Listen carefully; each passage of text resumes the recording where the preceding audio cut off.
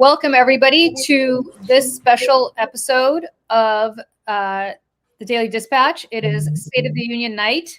Constitutionally, Donald Trump, or any president of the United States, has very few things that they need to do constitutionally. One of them is to deliver a State of the Union address. Does not need to be before Congress. That is a fairly new thing in our history. But he does need to send a report about the state of our union. And tonight, Donald Trump is going to send his. Michelle, I have heard, PBS is reporting actually, that this potentially could be a 2.5 to 3 hour speech tonight, which would make it Fidel Castro level in terms of length. So I think people just need to be very cognizant of the fact that we might be in for a long night tonight. Julie, I would love to be professional on here this evening, but I am not going to be. I, first of all, was like, should I put some makeup on tonight or like brush my hair? And I was like, no, and I'm just going to go on continuing to live my life. I can't. He's going to stand at that podium for 2.5, 3 hours, however long, the old windbag can do it. And he's just going to lie. He's just going to lie and lie and lie and lie and lie and lie. And then he says something about, oh, we hate immigrants, and all the Republicans stand up and then they sit down. And he's going to rail on the Supreme Court justices who are sitting right in front of him. Probably going to rail on the Joint Chiefs, which again are sitting right in front of him. He's like drugged up. He's probably got a whole bunch of shots in his tuchus about all the things and all the drugs to keep him from falling over, because every press conference we've seen with him, or not press conference, or like speech, whatever it is, in the East Wing the other day, just going off the rails, not making any sense, slurring, saying crazy shit. So if it weren't Tuesday, if it was closer to the end of the week, Julie, I might be having a cocktail to get myself through this. This is painful. Well, I'm going to just say this. We are going to be doing something tonight, so I hope you stick with us, that the networks are not going to be doing. Mm-hmm. We are going to be fact-checking Donald Trump in real time. Mm-hmm. There are only two of us, and there is no research department, so we will be doing it as quickly as we can. Looking at it. We're looking at it. We may not be getting to all of it, but I promise you we'll be getting to it 99% more than the networks, which have huge research departments. In fact, we're going to be scrolling underneath here on banners, all of the things that we are pointing out that he is wrong about. So bear with us as we do that. Stick with us. We promised you this is going to be a real journalistic fact-checking exercise in real time, which is a lot more than you're getting from so-called journalists over at the networks. And listen, I don't know for sure. I mean, I know in the past over at like MS Now or whatever they've done fact check, but again, they have like teams. You know what I mean? Whole ass teams. But we're gonna do our best over here at the Mayday Network. And Donald Trump, by the way, I don't know if you saw this, Julie, he's had a big day. He's had a very exciting day because the wonderful women supporting U.S. men's hockey team was at the Oval Office today. Did you see this? Why don't we take a look at what happened today, Michelle? Let's take a look. Okay, here's the first clip of them entering, Trump's office. Take a look at this. I recognize every one of you. I know every one of you. You're big guys. Good. Thank you. Yes, my friend. How are you? Good. You came a long way since I met you. I know. I saw him when he was peanuts. Now he's big stuff. Congratulations. Thank you very much. So here's the deal, fellas. Come on in. So we have... Okay. First of all, what has he done? Okay. First of all, what has he done to the Oval Office? I know we don't need to belabor that. I will say this. There are some members of the U.S. men's hockey team that chose not to show up today. Yeah. Those people are the people we have to give it to. They came up with excuses that were, whatever their excuses were. Mm-hmm. But nevertheless, they did not show up. Yep. What you saw there was one of the Kachuk brothers. I believe that is Matthew Kachuk, who said, "Good to see you again." It could have been Brady Kachuk. Yeah. In my household, they are called the bad Kachuk and the worst Kachuk. They're both dirty players. That's funny. We do not like the Kachucks around here. Yeah. If you know the names of the players who did not show up, if you want to put that in the chat, that would be helpful, I think. Yes. Yeah. We do. And I will read them off to you right now. Here's who did not show up: Kyle Connor of the Jets, Jake Ottinger of the Dallas goaltender, Jake Ottinger, Avalanche forward Brock Nelson, Lightning winger Jake Gunzel, and Ducks defenseman Jackson Lacombe. They are not there tonight. Okay. It breaks my heart to say this because I have a husband who is a season holder to the New Jersey Devils, but it looks like both Hughes brothers were there, Jack Hughes and Quinn Hughes.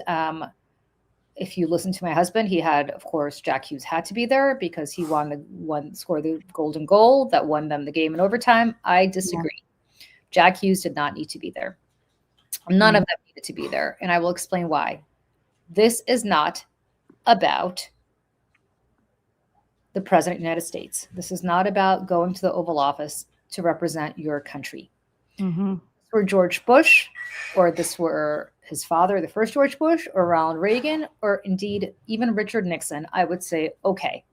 But this is a man who is locking up kids in cages. He is a man who is killing American citizens on the streets of this country. Here is a man who is purposely trolling Canada, for which some of these players some of them play for Canadian teams, I believe. And of course, this is a man who decided to denigrate the winning United States women's hockey team, which has now won more golds at the Olympics since they've been in the Olympics for the last 30 years than the men's hockey team has won in history, or about the same, I believe.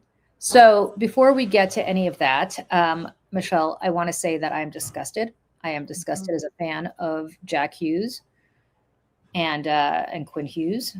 I am disgusted that they were there. This is not a partisan observation on my part. This is an observation of somebody who loves the game and does not want it to be politicized and denigrated by this man. And these are people who were pounding Coors Light with Kash Patel in their locker room when they should have said, you know what, Mr. Director, this is our time and you should not be here. But they did not. And so for all those reasons and many more, I am disgusted with the men's Olympic team.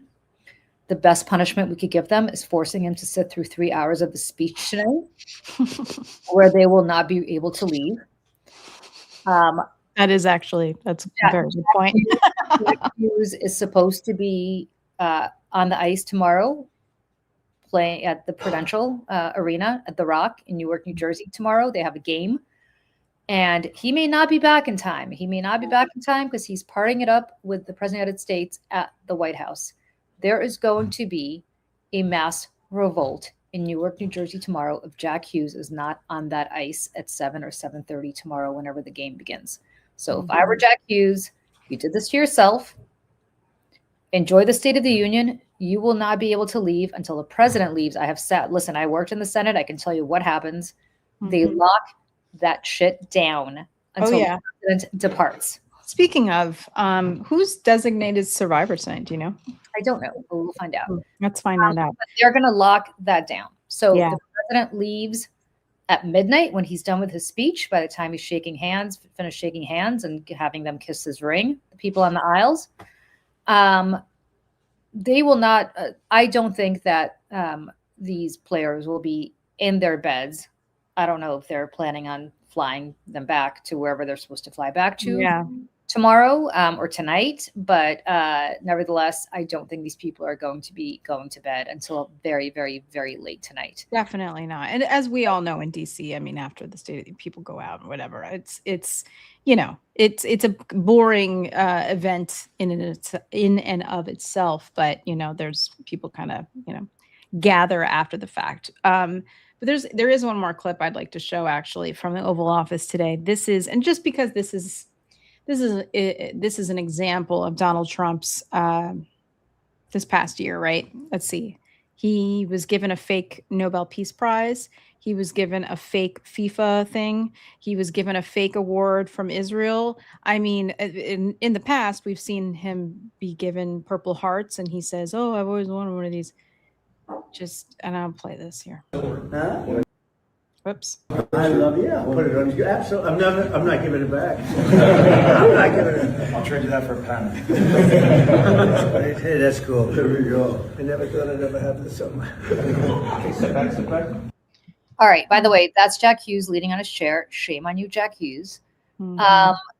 Really, shame on you, Jack Hughes. Shame on you. Mm-hmm. Jack Hughes, who plays for the New Jersey Devils, and I would like to just underscore that ICE has been all over New York, New Jersey, where Of course. he plays every day. Mhm.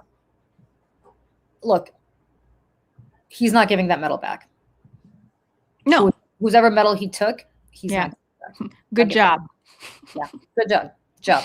I'm smart. I'm not giving it back. Because he loves swag, and the same way that he took the soccer trophy is the same way that he's going to take this. Mm-hmm. And shame on you. And I will say this again, and I'm an American patriot, but I was rooting for Canada. We talked about this before. I was rooting for Canada for exactly this reason. Mm-hmm. Because this is not the best of our country. These people are, when the history books are written, Jack Hughes will have to look back with his arm propped up on the back of the President of the United States in the Oval Office and understand when he's a little older, he's 24 years old, when he's a little older, how much he was used and how much they are part of the propaganda that Donald Trump insisted on. And by the way, for those of them who are playing for Canadian teams or will be playing in Canada in the next week or two, which they will be, understand that you're enabling a man who has tweeted out things like the American eagle killing a Canadian goose, who tweeted out a picture of himself scoring a goal, not you, Jack Hughes, Trump, on skates, beating the shit out of several Canadian players on his way to winning the gold medal. Mm-hmm. And also, I mean, listen, and the list goes on, tweeting out pictures of the former president of the United States and his wife as monkeys. Again, this beyond the cruelty, right? There are some people who seem to, not care about that. But they do care about things like tariffs. They care about the prices of things. And there's a lot of people who are very upset with Donald Trump, including a lot of his own people. And I'd like to play a couple clips here about his approval rating, because it's quite bad. Let me play this one first. Well, new this morning, on the eve of President Trump's State of the Union address, a new CNN poll points to the enormous challenges ahead for him and Republicans heading toward the midterm elections. Look at this. Only 36% of all U.S. adults approve of Mr. Trump's job performance. That's down 12 points from a year ago. 63% say they disapprove. CNN senior White House reporter Kevin Liptak is here with us. Kevin, you've been... Just going to play the next one here. Major red warning signs flashing for this president ahead of the speech, courtesy the new polling from ABC News, Washington Post, and Ipsos. Look at this. A majority of Americans polled disapprove of Trump's handling of inflation, tariffs, immigration, and the economy more broadly. Those were supposed to be some of his strongest issues that he was elected on. And then you have 60% of Americans disapproving of the job he's doing overall. That's the worst of his second term in this poll. And basically on par of where he was when he left office, the end of his first term. And here's Fox Business. New poll shows 60% disapproval of Trump, and this is just ahead of his State of the Union address, which is tomorrow. Guy Benson joining me now. Guy, what does he have to say tomorrow to swing voters kind of in his favor? Well, Stuart, I think it's going to be a hard thing to do just because, as we've seen in recent years, it's kind of a self-selecting pool that watches these things at this point. So he'll have a lot of his own supporters tuned in. So I'd imagine to some extent it'll be preaching to the choir. There are people who are curious or barely follow politics who will get at least bits and pieces of it. That's the key audience, politically speaking, because you and I have said this before. We'll probably keep talking about it for months. When people start to feel a better economy, things could start getting better for the Republican Party. Unless and until that happens, it's going to be tough sledding like this, pun intended with the blizzard in New York, because President Trump needs to not just tell people that things are getting better, they need to understand it on a very personal level. Now, before there's some other clips here, but I just want to say this, that all he has done throughout this affordability crisis, which it is sort of acknowledge it and then lash out at anyone, including his own people, who tell him that the prices are not good, that the tariffs are really screwing them, that they don't like, they don't like what's going on. And the animosity that Trump has for his own people. And that's why I think that he'll go off script tonight, like he usually does, and do it again. What do you think? Let me say this. I'm going to say to you that Stuart Varney, who was the person of Fox Business who you saw with Guy Benson, who actually is a very smart. He's a Republican, but he's a very smart Republican. I think they're wrong, and I'm reluctant to say that about Guy because although he and I disagree profoundly on politics, he's actually a very thoughtful person. If you look at the history of elections and you look at the history of polling in the modern era, what you will find is that voters' minds are congealed about the President of the United States, barring something miraculous happening, usually around Christmas of the previous year. And what you're seeing now, especially the State of the Union, is where his numbers are going to be in November. If I am right about that, and if he does not do something drastic, and by drastic, I don't mean that there's much he can do. It's not like the economy is going to get any better, although the Supreme Court just gave him a big out with these tariffs. Whether he appreciates it or not is a different story, but the court did a very, very big favor to him by getting rid of these tariffs because that's going to juice the economy a little bit. Do you think that's partially why they did that? Maybe, but he's too dumb to appreciate it. And I'll get to why he likes the tariffs so much in a moment. But I also think that he may announce that he's going to war against Iran tonight. Just so you know, there's a ton of personnel and I believe aircraft that was moved to Israel today. Yep. That may have been done to preclude Iran from it. Iran certainly cannot attack the United States with ballistic missiles. They can certainly attack the United States through terrorism the way I'm sure that they are plotting, but they're not attacking us with ballistic missiles. They can attack, I know this firsthand because I was there, they can certainly attack Tel Aviv and every part of Israel with ballistic missiles. They can do that. They can certainly attack our bases in Qatar. They can certainly attack Lebanon and Beirut. There's a lot of places they can go, which is a part of why I think we got rid of personnel in Lebanon.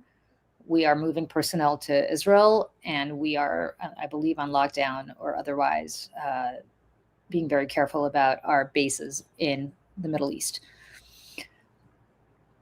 We could potentially go to war. That may be what Trump thinks will take our attention away from the Epstein files and our attention away from all of the economy and everything else. That he's desperate to do. He's because desperate this to do that. cover-up is getting deeper and deeper and deeper and worse. He And tried. worse and worse. He tried to do that with Venezuela. It lasted a week or two. We're back on Epstein. Mhm. Today, we come to find out that the Department of Justice held back data and documents that have to do with Donald Trump being accused of raping a 13-year-old girl. Yep. He apparently stuck, and I apologize for people who are listening, he apparently stuck his penis in her mouth when she was 13 and she bit on it, whereupon he hit her because she hurt him.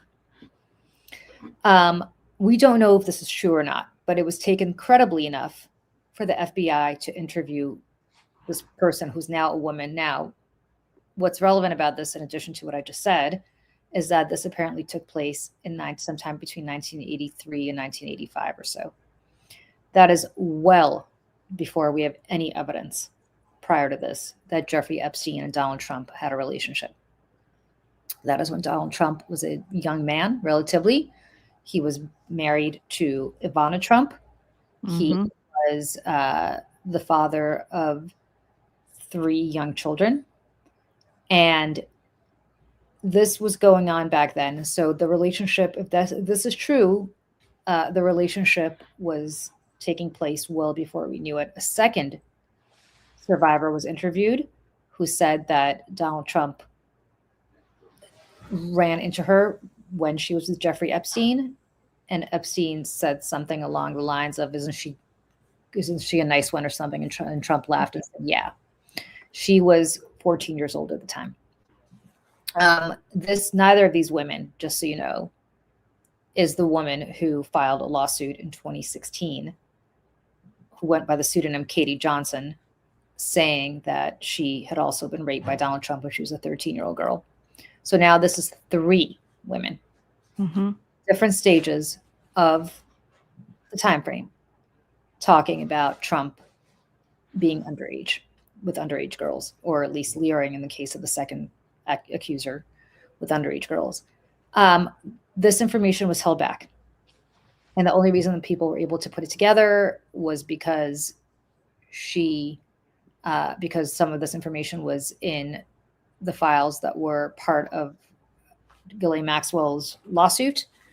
And that is how people were able to put together that some files were missing. This should be the only thing anybody's talking about. This president is in deep, and I mean deep, violation of the law, the Epstein Files Transparency Act. And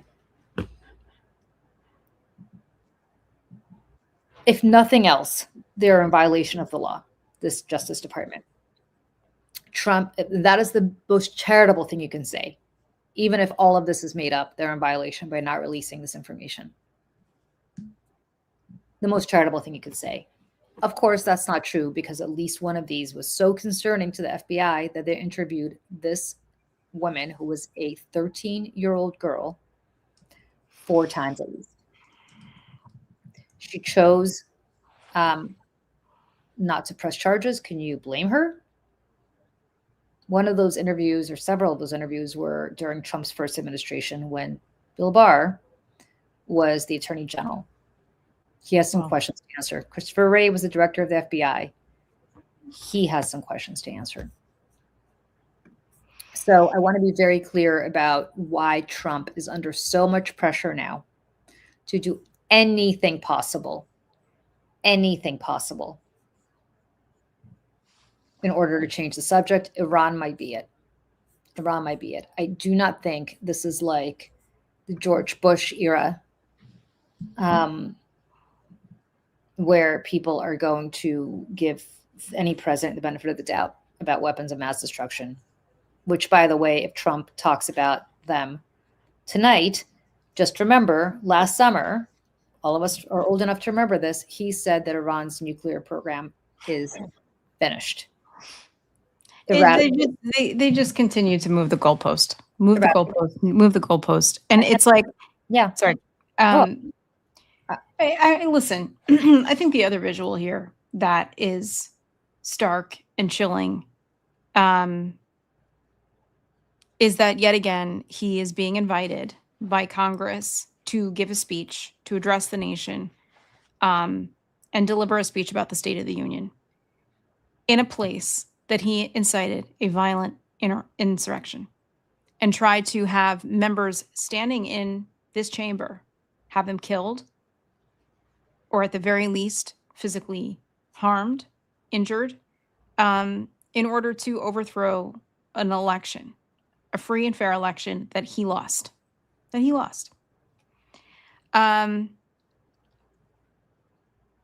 You know, it's hard to put into words, Julie, the visual of all of this. And a lot of Democrats are not going, which they shouldn't. I don't know why anybody would anybody would subject themselves to having to sit in there, especially for 3 hours. But it's none of the norms that we're used to in the past, I would even say from last year, no longer apply. Like, people just aren't going to go to the State of the Union anymore. That's just what's going to happen now. It's not going to end when there's a different president, because Correct. Republicans will not go. Democrats are there and go during Trump. So, I mean, this, much like anything else, this era is over. Like, let's just be very clear. Like, this is over. Yep. But before the president starts, I just want to say this, because we have a few minutes before he starts, and we'll I don't know if this is my I don't know if this is my connection or yours, Julie. Can you hear me? I can. If you're in the chat, can you just let us know? I don't know if it's my connection or Julie's. If it's me, I'll refresh if I need to, but just want to make sure you guys can hear and see. But go ahead, Julie. All right. So when he steps into the House chamber tonight to deliver that speech, the setting's going to project normalcy, right? You'll have the Speaker of the House and the Vice President are going to be framing him. Lawmakers will rise on cue, and people are going to applaud, or at least Republicans will, when he talks about strength and prosperity and renewal. But beneath lies a presidency that has fundamentally redefined how federal power is used. And I think we need to talk about that. Yeah, I would agree. Can you hear me? I would agree. Yes. I think we're having some issues. Problem. Yeah, Julie, why don't you problematic. Julie, can you like maybe refresh, like go out and come back for a second? Thanks for bearing with us, guys, when we have sometimes the Wi-Fi gremlins do not cooperate. And as I'm watching this feed over here from PBS, which I'm trying to figure out in this moment to get back on the screen, as I'm trying to put this up here for us. Let me just try this here. Yeah, see, it's like a little slow here. It's that's not bad. All right, so we can see here that's Besant Harry Carey on his way in there. We got Rubio. Everybody's doing the selfie. A lot of empty seats from what I can see so far. Pete Hegseth there. You know, it's the usual suspects. But we'll take that off the screen for right now. And we're going to wait for Julie's little thing to come back. Oh, I see you, Julie. Just kidding. Nope. So guys, like, I mean, listen, when I told my husband tonight, he actually didn't even know it was State of the Union. And he said to me, I'm not watching that shit. And listen, I get it. I totally get it. Because who wants to sit around and watch this man lie? I certainly don't. But he does seem like fixated on his approval and his support, and also in denial of it. Because as we know from a lot of the people who are walking down that aisle right now, that he is insulated by his own people, and only told the good news. And so if he does see a bad number, it's most likely by mistake. Um, and really can't, it doesn't compute. I'm going to play this. This was the other day when he was in the East Wing. It was absolutely bonkers. But Our people, they've been incredible, the job they've done. And they take nothing but abuse, but, you know, they're sort of pretty hardened to that, I think, because they know they're doing the right thing. It just amazes me that there's not more support out there. It's just, we actually have a silent support. Silent support, that's it. I think well, that's how I won. I got probably 85 million votes. They say 78 million, 79 million. They cheated in this election, too. It was just too big to rig. Too big to rig. Lord have mercy. So he's saying that all the numbers that aren't being captured in these polls are silent supporters, which that's new. And then Scott Bessent was asked also just in terms of the economy, which he is his approval ratings are the worst. Mr. Secretary, is there any concern by yourself or the president that the tariffs, in terms of popularity, are underwater? Again, I think these are just Democratic talking points, and I think it's big business. Denial, denial, denial, denial. And this is why, again, like, listen, we watch these things every year, or maybe you don't. And these speeches never really change anybody's mind, right? Trump's people are in Trump's camp. Democrats or opposition are in another. We go on with our lives after tomorrow. It's this is all very much theater in a lot of ways, right? It's a formality, but this is also, again, Donald Trump's opportunity. I mean, somebody who's bragging that he's going to speak for 3 hours. My God, help us. He's going to puff his chest because he's a strong man. He wants to be a strong man. And I was joking earlier with Julie about him being hopped up on drugs and vitamin B shots and whatever else. And I'm like kind of not kidding. I mean, we've been watching this man for months. I mean, years really, but in the last several months, a pretty steady decline in his appearance, in his physicality, in what looks like his health in general. Looks like he's got a few things going on. He's been slurring. He's more tired. He's going off on tangents that don't really make much sense, like mid-sentence.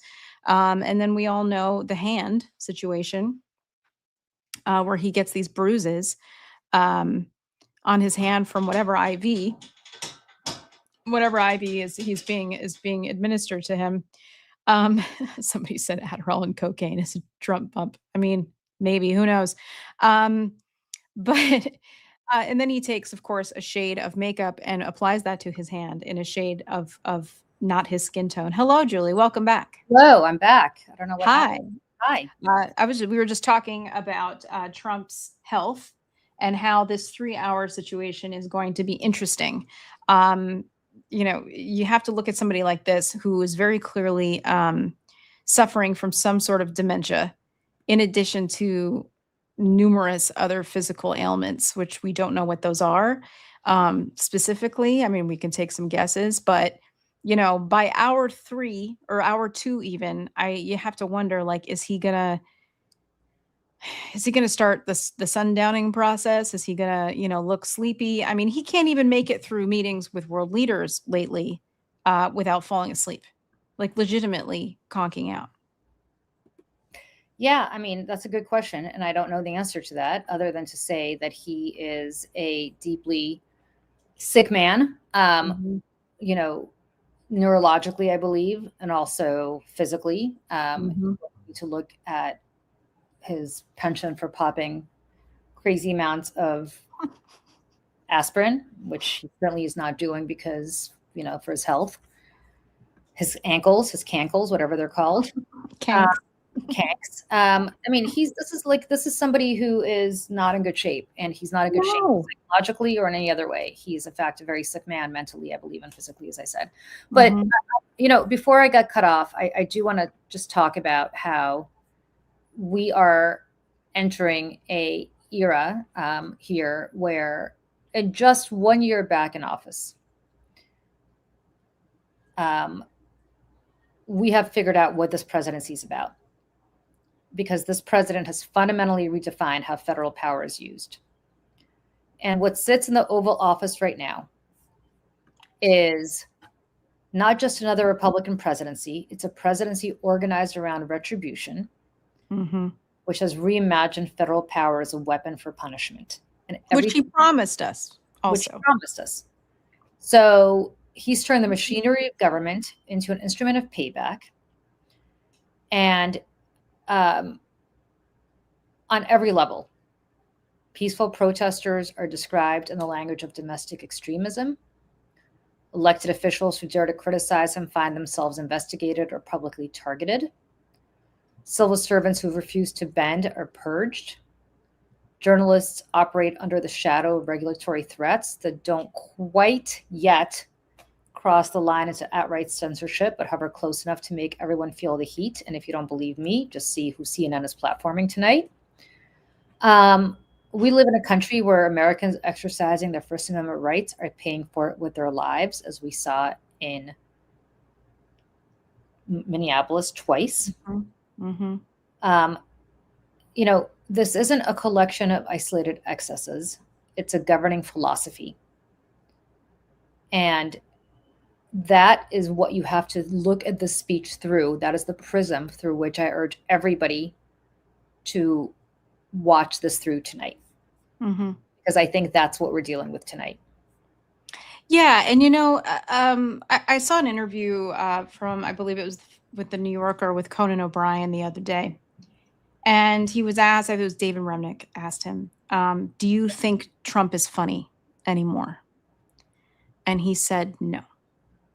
And, he said that, back in the day when he was writing, he was like, we wanted to do a bit about magazines. With the one magazine we couldn't do a bit about was the National Enquirer, because on the front page was,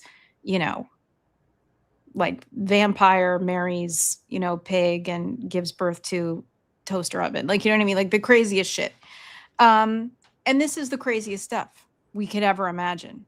And it's real and it's happening and it's not funny anymore. And like, while we can laugh at him because the ridiculousness and, if we don't laugh, we'll cry ourselves to sleep every day.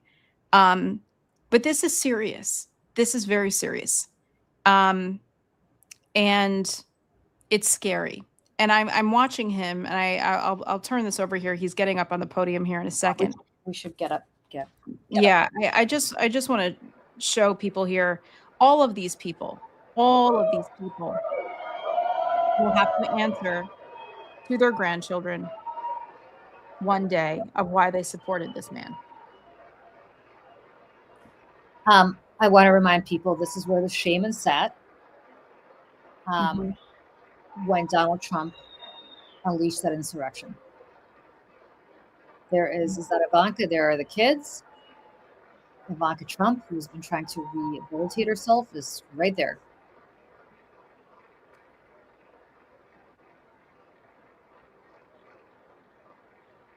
Let's listen, and we will fact check this live.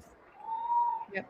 And just so everybody knows, we may be on or off camera. It's a long speech, so bear with us. And if you have any questions or comments, throw them in the chat and we'll throw them on screen.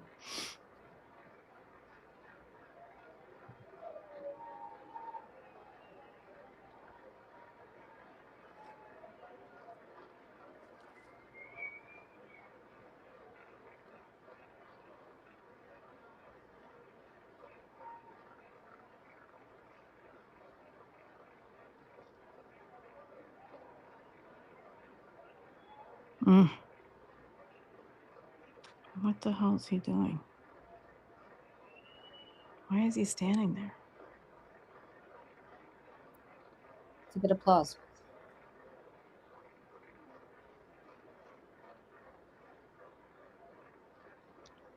Ugh. All right, let's listen.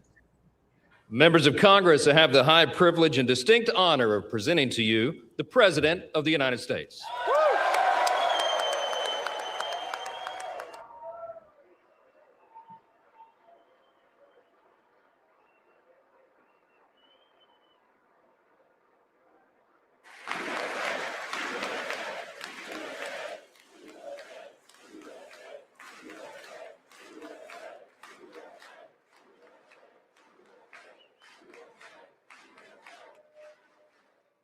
Well, thank you very much, everybody. It's really an honor. Speaker Johnson, Vice President Vance, First Lady of the United States.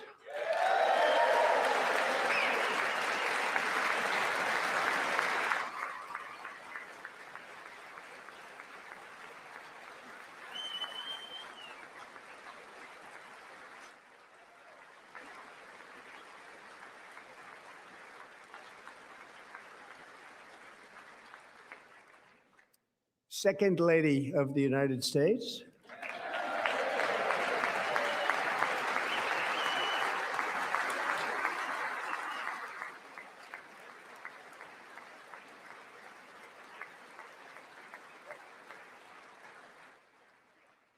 Members of Congress and my fellow Americans, our nation is back, bigger, better, richer, and stronger than ever before.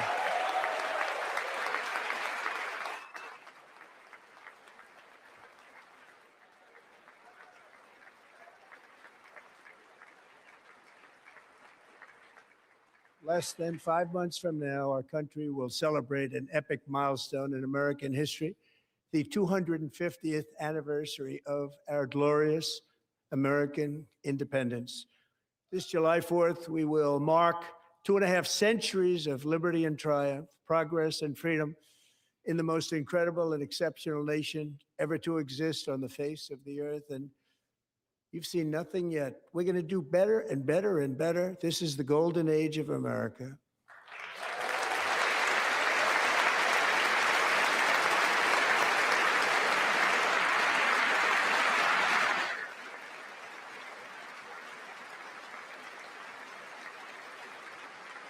When I last spoke in this chamber 12 months ago, I had just inherited a nation in crisis with a stagnant economy, inflation at record levels, a wide open border, horrendous recruitment for military and police, rampant crime at home, and wars and chaos all over the world.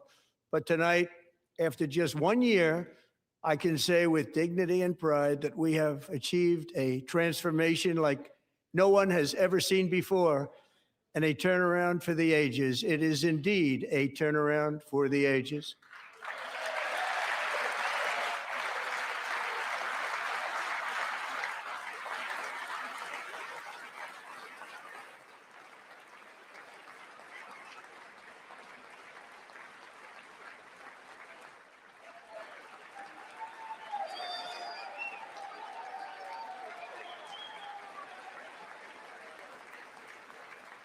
And we will never go back to where we were just a very short time ago. We're not going back. Today, our border is secure.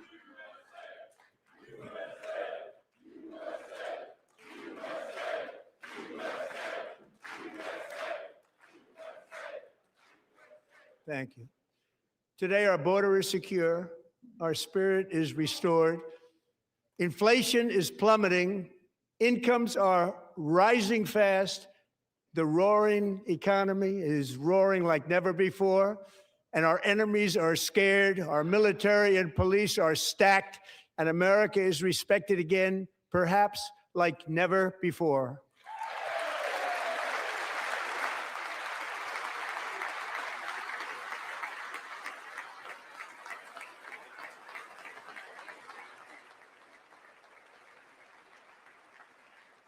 After 4 years in which millions and millions of illegal aliens poured across our borders, totally unvetted and unchecked, we now have the strongest and most secure border in American history by far.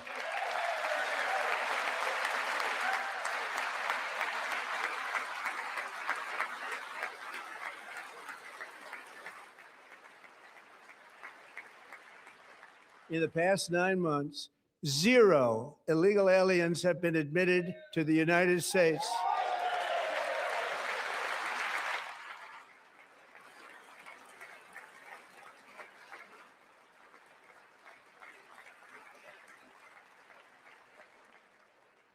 But we will always allow people to come in legally, people that will love our country and will work hard to maintain our country.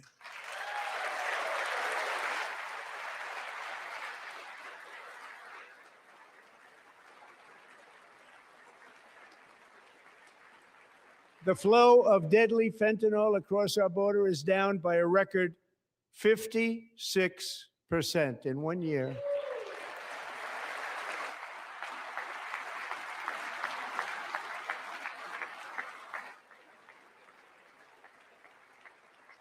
And last year, the murder rate saw its single largest decline in recorded history. This is the biggest decline, think of it, in recorded history, the lowest number in over 125 years, year 1900. In fact, substantially before my wonderful father, I had a wonderful father, Fred, before he was born, substantially before he was born. That's a long time ago. He wouldn't like me to say that, but that's a long time ago. The Biden administration and its allies in Congress gave us the worst inflation in the history of our country. But in 12 months, my administration has driven core inflation down to the lowest level in more than 5 years. And in the last 3 months of 2025, it was down to 1.7%.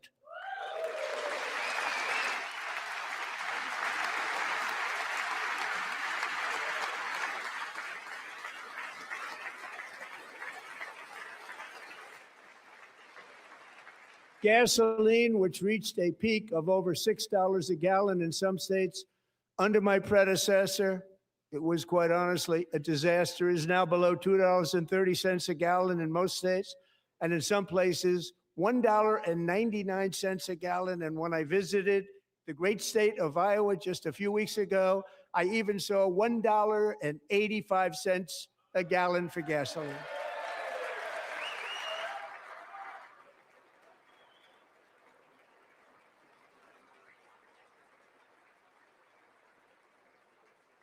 Mortgage rates are the lowest in 4 years and falling fast, and the annual cost of a typical new mortgage is down almost $5,000 just since I took office. 1 year.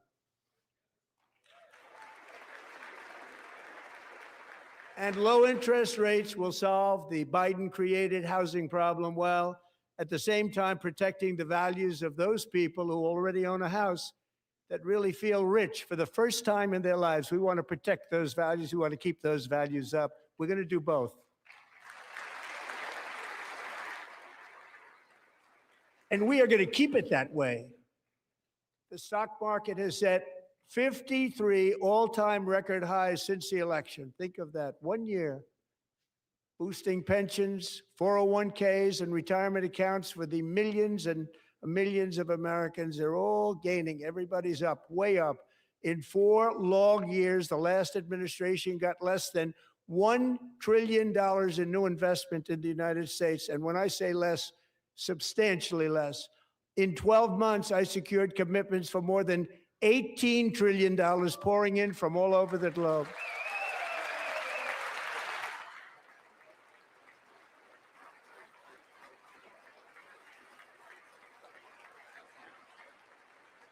Think of it, much less than $1 trillion for 4 years versus much more than $18 trillion for 1 year. What a difference a president makes. A short time ago, we were a dead country. Now we are the hottest country anywhere in the world, the hottest.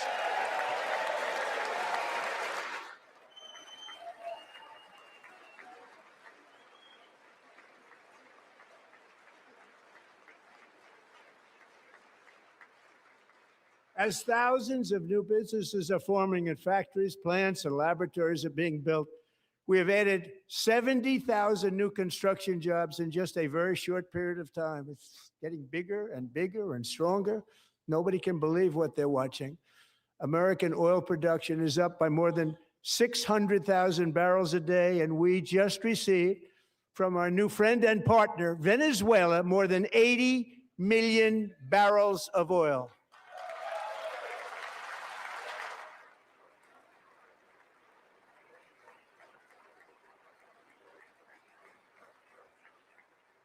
American natural gas production is at an all-time high because I kept my promise to drill, baby, drill.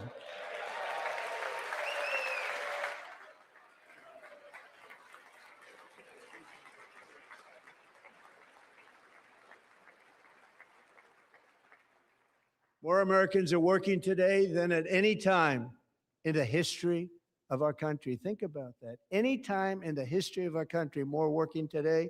And 100% of all jobs created under my administration have been in the private sector.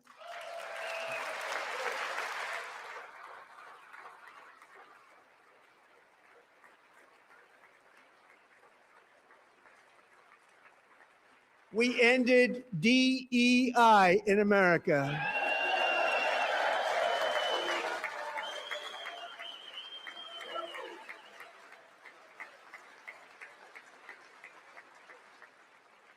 We cut a record number of job-killing regulations, and in 1 year, we have lifted 2.4 million Americans, a record, off of food stamps.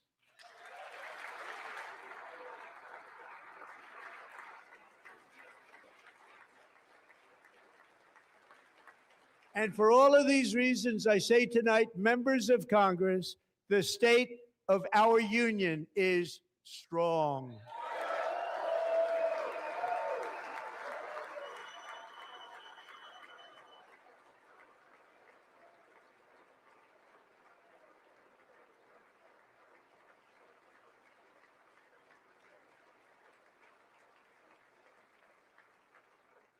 Our country is winning again. In fact, we're winning so much that we really don't know what to do about it.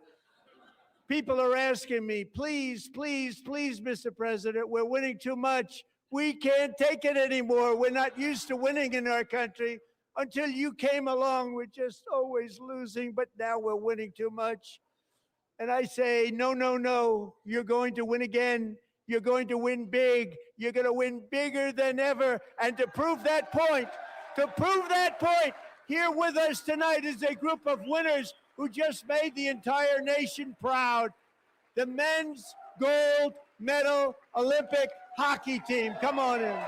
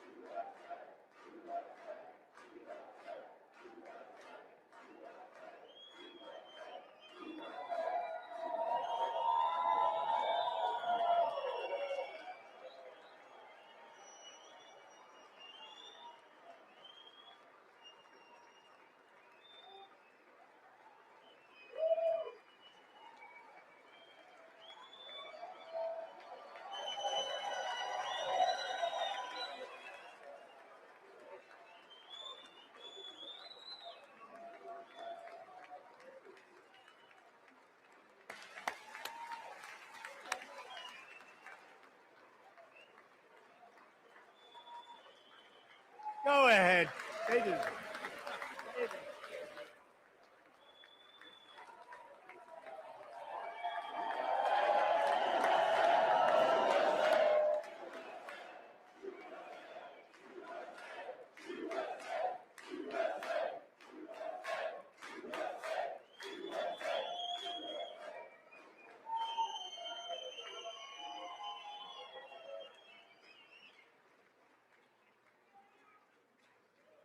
That's the first time I've ever seen them get up. And actually, not all of them did get up. But they beat a fantastic Canadian team in overtime, as everybody saw, as did the American women who will soon be coming to the White House.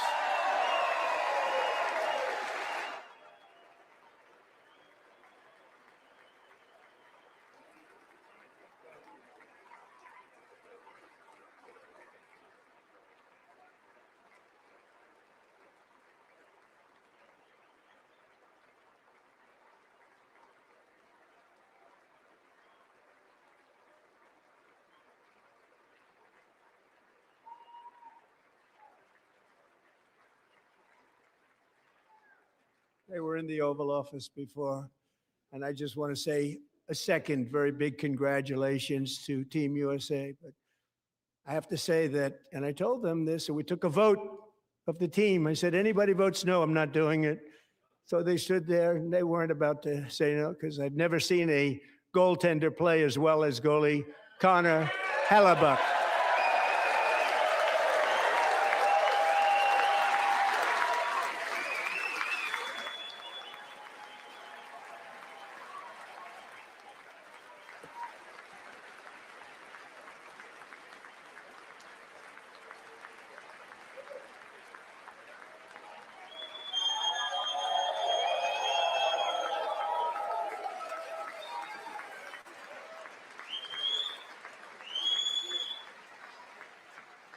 Think of it, 46 shots on goal, and I asked him, the one shot, the one where you put your stick in the back and it hit the neck of your stick and bounced off, you practice that, or was that a little lucky? He refused to answer that question.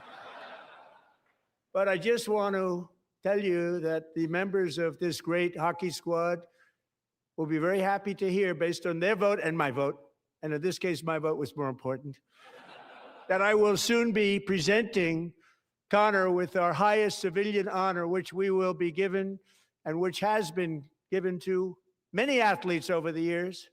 But when I say many, not too many, like 12, it's called the highest civilian honor in our country, the Presidential Medal of Freedom.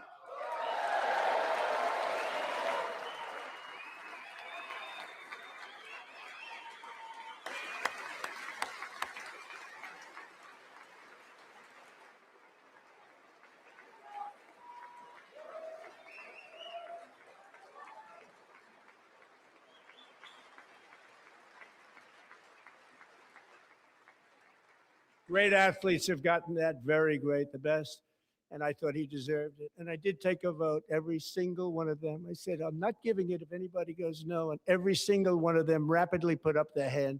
So I want to thank you. What a special job you did. What special champions you are. Thank you very much.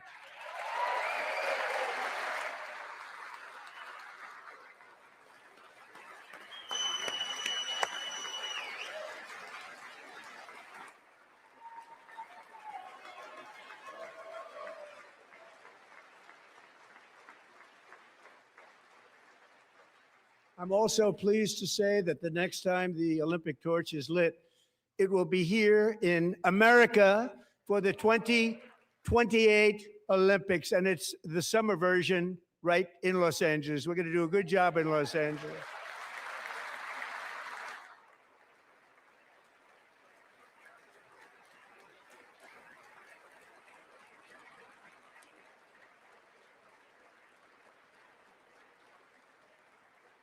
And Los Angeles is going to be safe, just like Washington, D.C. is now one of the safest cities in the country.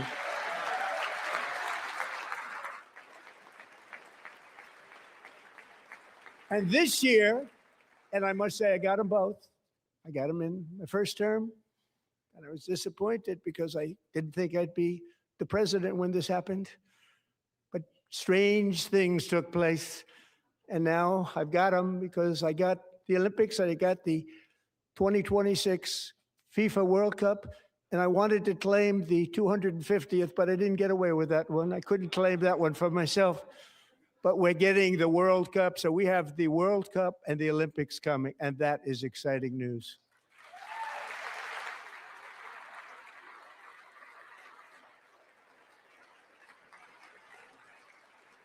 So this will be a year to celebrate our country and the heroes who have kept it free. Men like Buddy Taggart.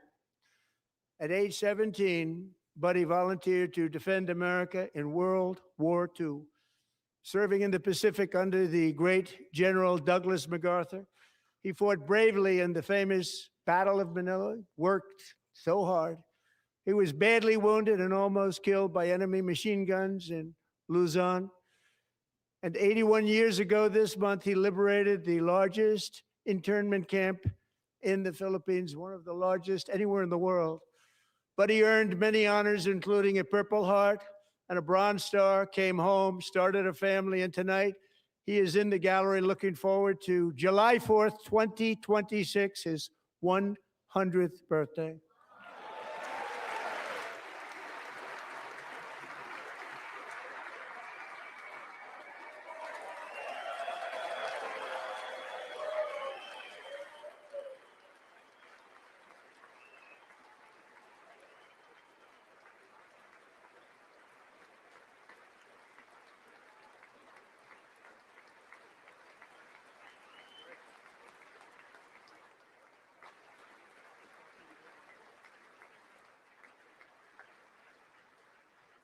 So, buddy, you're a brave man, and we salute you.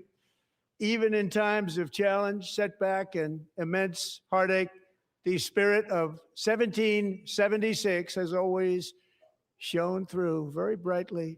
It was July 4th of last year when floodwaters tore through a girls' summer camp in Central Texas. One of the worst things I've ever seen. I was there, rising 26 feet in the matter of minutes, tragically claiming many, many lives. You all remember that one.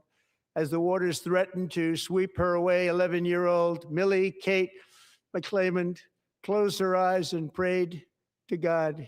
She thought she was going to die. Those prayers were answered when Coast Guard rescue swimmer Scott Ruskin descended from a helicopter above. Nobody knew where he came from. It was Scott's first ever rescue mission, a young guy, but very brave, very, very top, always top in his class. And he lifted not just Millie Kate, but 164 others to safety.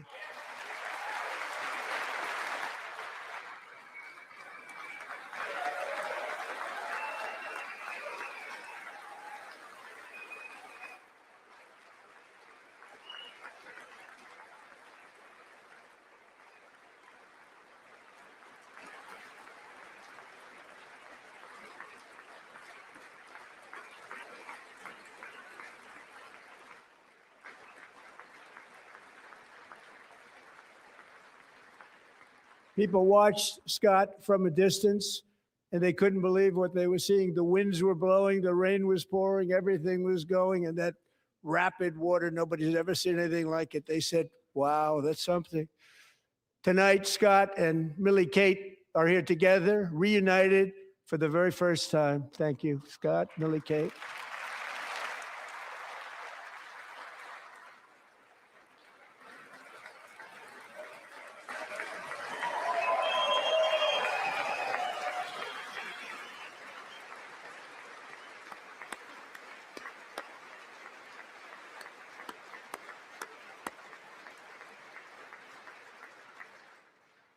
And Petty Officer Ruskin, I'm pleased to inform you that I am now awarding you the Legion of Merit for extraordinary heroism, which is what it was, extraordinary heroism. Thank you.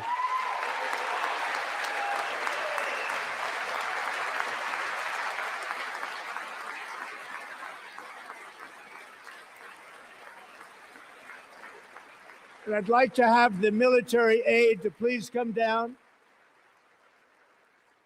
and take care of the service. Military aide, thank you very much. Take care of that very important service. Thank you very much. From 1776 to today, every generation of Americans has stepped forward to defend life, liberty, and the pursuit of happiness. And they're really doing it for the next generation. But now it's our turn. Together, we're building a nation where every child has the chance to reach higher and go further, where government answers to the people, not the powerful, and where the interests of hardworking American citizens are always our first and ultimate concern.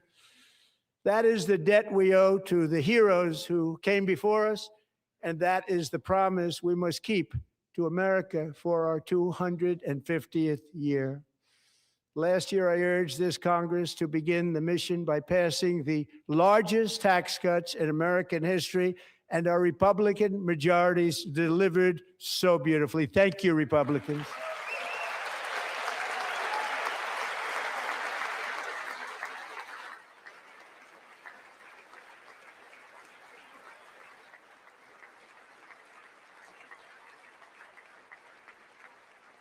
All Democrats, every single one of them, voted against these really important and very necessary massive tax cuts.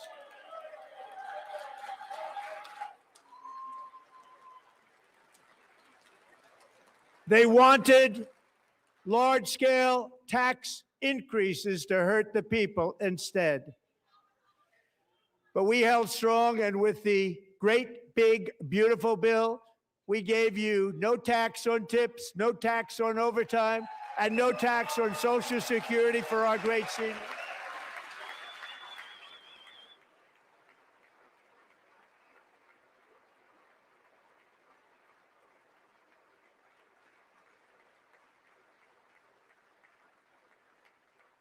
And we also made interest on auto loans tax deductible the first time, but only if the car is made in America.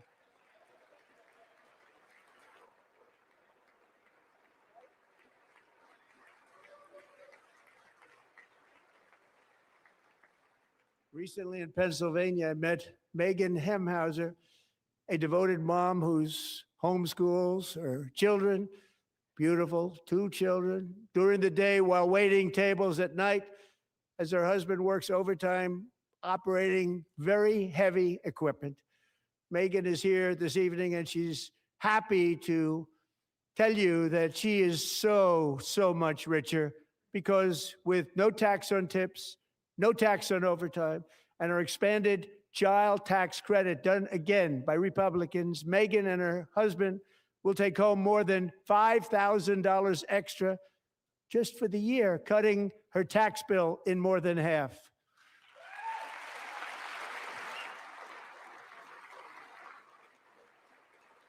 Megan, please stand up. We're fighting for you, Megan. Thank you, Megan. Thank you, Megan. We're fighting for you, Megan. Under our bill, parents like Megan can also activate their children's brand new Trump accounts. And I didn't name it. I did not name it. I did not name that.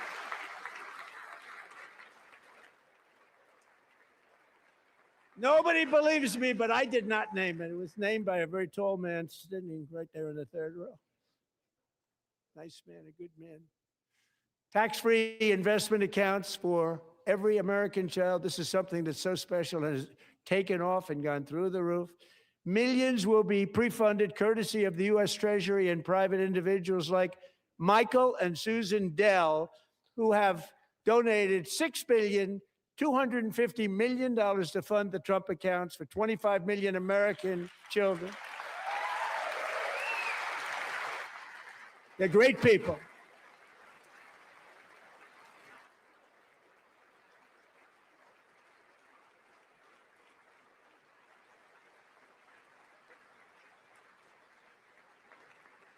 You know, I asked Michael Dell, how do you make all that money? He said, well, I just sat on my dorm in school and I made computers and I'd sell them to people. And I just kept selling and selling and selling. And pretty amazing story. That's called the American dream. He sold a lot of computers, a lot of those laptops.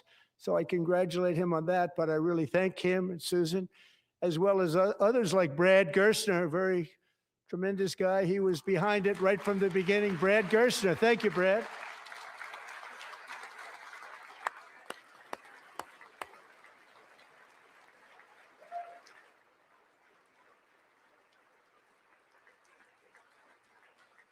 So with modest additional contributions, these young people's accounts could grow to over $100,000 or more by the time they turn 18. Think of it. How much money is that for somebody that started with nothing? Over 100,000, could be much more than that.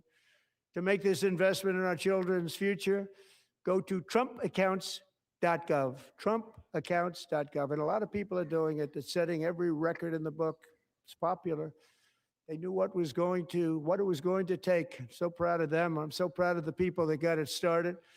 And now it's just taken off. One of the primary reasons for our country's stunning economic turnaround, the biggest in history, where the Dow Jones broke 50,000 4 years ahead of schedule, and the S&P hit 7,000, where it wasn't supposed to do it for many years, were tariffs. I used these tariffs, took in hundreds of billions of dollars to make great deals for our country, both economically and on a national security basis. Everything was working well. Countries that were ripping us off for decades are now paying us hundreds of billions of dollars. They were ripping us so badly, you all know that. Everybody knows it. Even the Democrats know it. They just don't want to say it. And yet these countries are now happy, and so are we. We made deals. The deals are all done. And they're happy. They're not making money like they used to, but we're making a lot of money. There was no inflation, tremendous growth. And the big story was how Donald Trump called the economy correctly, and 22 Nobel Prize winners in economics didn't. They got it totally wrong. They got it really wrong. And then just 4 days ago, an unfortunate ruling from the United States Supreme Court. It just came down. It came down. Very unfortunate ruling. But the good news is that almost all countries and corporations want to keep the deal that they already made, right, Scott? Knowing that the legal power that I, as president, have to make a new deal could be far worse for them, and therefore they will continue to work along the same successful path that we had negotiated before the Supreme Court's unfortunate involvement. So despite the disappointing ruling, these powerful country-saving, it's saving our country, the kind of money we're taking in, peace-protecting. Many of the wars I settled was because of the threat of tariffs. I wouldn't have been able to settle them without. Will remain in place under fully approved and tested alternative legal statutes. And they have been tested for a long time. They're a little more complex, but they're actually probably better, leading to a solution that will be even stronger than before. Congressional action will not be necessary. It's already time tested and approved. And as time goes by, I believe the tariffs paid for by foreign countries will, like in the past, substantially replace the modern day system of income tax, taking a great financial burden off the people that I love.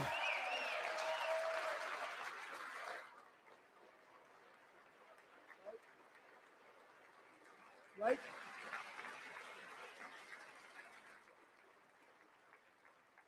Moving forward, factories, jobs, investment, and trillions of dollars will continue pouring into the United States of America because we finally have a president who puts America first. I put America first. I love America.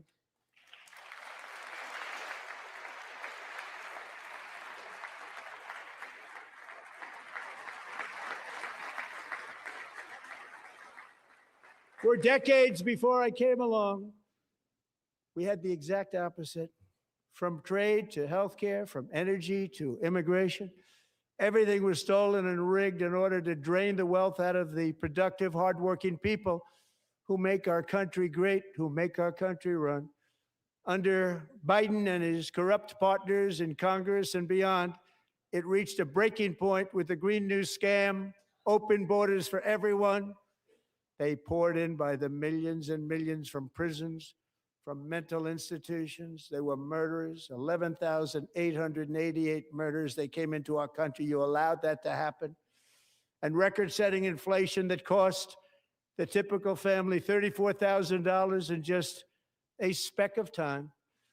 Now the same people in this chamber who voted for those disasters suddenly used the word affordability, a word. They just used it. Somebody gave it to them, knowing full well that they caused and created the increased prices that all of our citizens had to endure. You caused that problem. You caused that problem.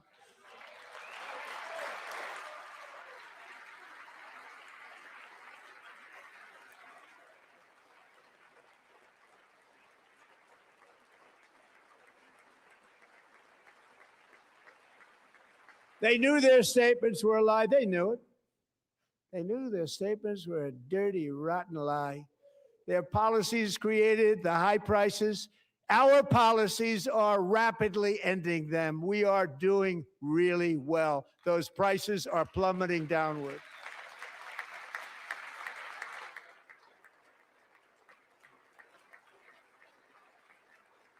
The price of eggs is down 60%, Madam Secretary. Thank you. The cost of chicken, butter, fruit, hotels, automobiles, rent is lower today than when I took office by a lot. And even beef, which was very high, is starting to come down significantly. Just hold on a little while. We're getting it down. And soon you will see numbers that few people would think were possible to achieve just a short time ago. Nobody can believe when they see the kind of numbers, and especially energy, when they see energy going down to numbers like that, they cannot believe it. It's like another big tax cut.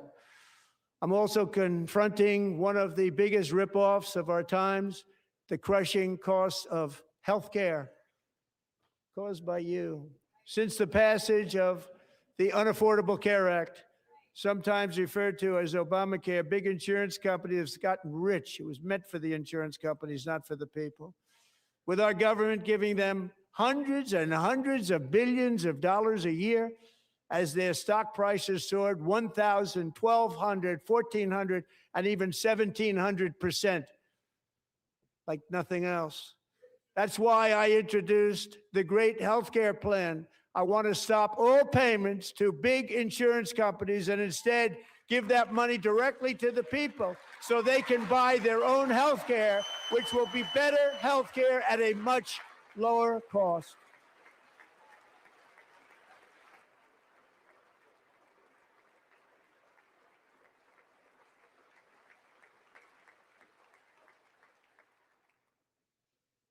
In addition, my plan requires maximum price transparency. That's a big deal.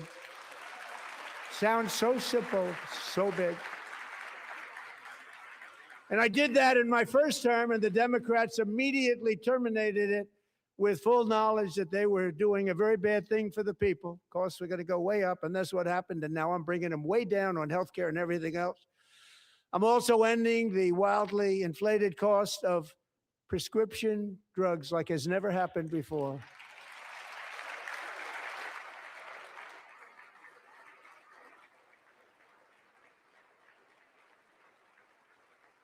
Other presidents tried to do it, but they never could. They tried. Most didn't try, actually. But they tried. They said they tried. They couldn't do it. They didn't even come close. They were all talk and no action, but I got it done. Under my just enacted most favored nation agreements, Americans who have for decades paid by far the highest prices of any nation anywhere in the world for prescription drugs will now pay the lowest price anywhere in the world for drugs. Anywhere, the lowest price.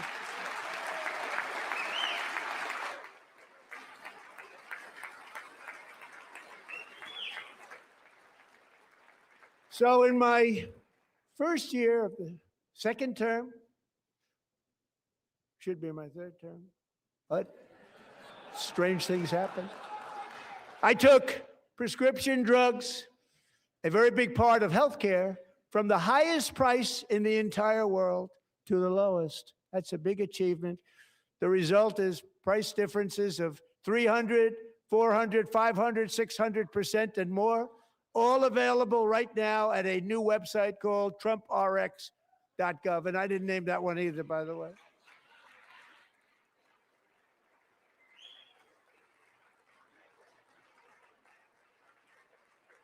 And here tonight is the very first customer ever to get that big discount, and it is big, Catherine Rayner.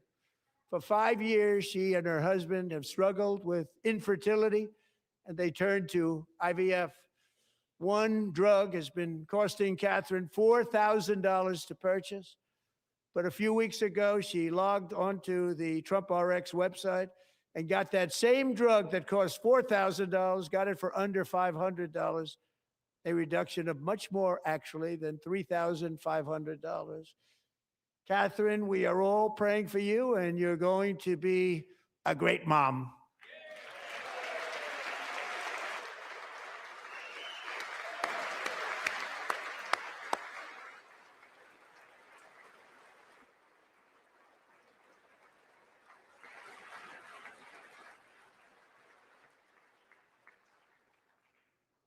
So now I'm calling on Congress to codify my most favored nation program into law. Now, the one thing I'm not sure it matters because it's going to be very hard for somebody that comes along after me to say, let's raise drug prices by 700 or 800%. But John and Mike, if you don't mind, codify it anyway. They may do it. Codify it anyway. Thank you. Many Americans are also concerned that energy demand from AI data centers could unfairly drive up their electric utility bills. Tonight, I'm pleased to announce that I have negotiated the new Ratepayer Protection Pledge. You know what that is? We're telling the major tech companies that they have the obligation to provide for their own power needs. They can build their own power plants as part of their factory so that no one's prices will go up. And in many cases, prices of electricity will go down for the community and very substantially down. This is a unique strategy never used in this country before. We have an old grid. It could never handle the kind of numbers, the amount of electricity that's needed. So I'm telling them they can build their own plant. They're going to produce their own electricity. It will ensure the company's ability to get electricity while at the same time lowering prices of electricity for you and could be very substantial for all of you cities and towns. You're going to see some good things happen over the next number of years. Another pillar of the American dream that has been under attack is home ownership. With us tonight is Rachel Wiggins, a mom of two from Houston. She placed bids on 20 homes and lost all of those bids to gigantic investment firms that bypassed inspection, paid all cash, and turned those houses into rentals, stealing away her American dream. She was devastated. Stories like this are why last month I signed executive order to ban large Wall Street investment firms from buying up in the thousands single-family homes.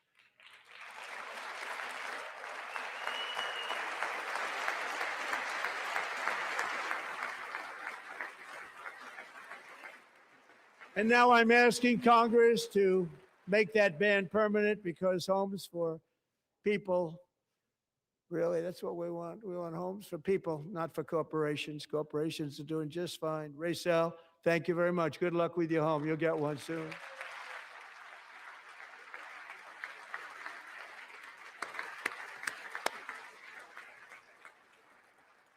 We're also working to make it easier for Americans to save for retirement. And under this administration, we will always protect Social Security and Medicare. They are not protecting it for our seniors. We will always protect Social Security, Medicare, Medicaid.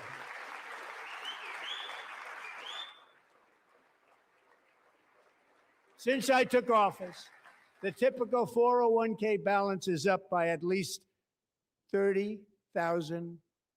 That's a lot of money. We have millions and millions of people, because the stock market has done so well, setting all those records. Your 401ks are way up.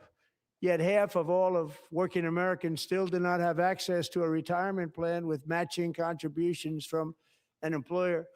To remedy this gross disparity, I'm announcing that next year my administration will give these often forgotten American workers, great people, the people that built our country, access to the same type of retirement plan offered to every federal worker. We will match your contribution with up to $1,000 each year. As we ensure that all Americans can profit from a rising stock market, let's also ensure that members of Congress cannot corruptly profit from using insider information.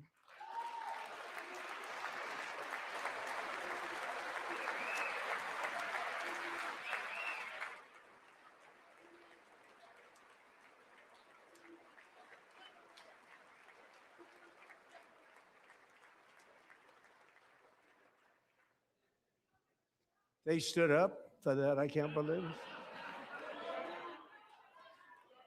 I can't believe it.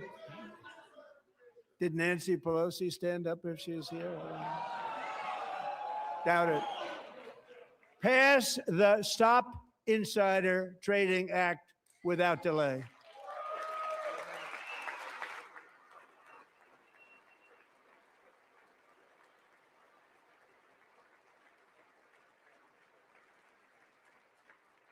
I wasn't sure if anybody, even on this side, was going to applaud for that.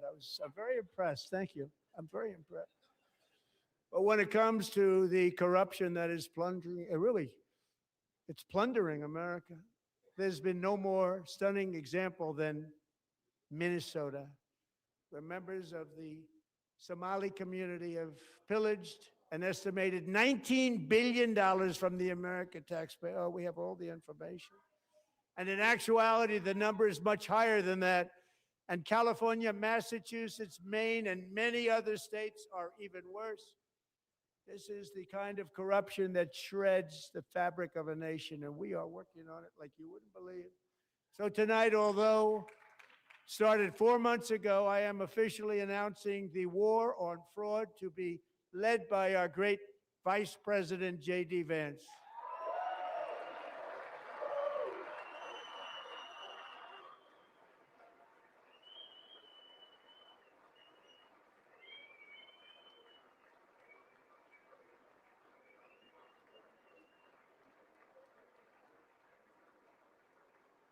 He'll get it done.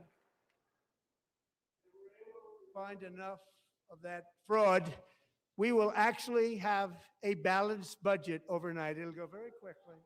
That's the kind of money you're talking about. We'll balance our budget.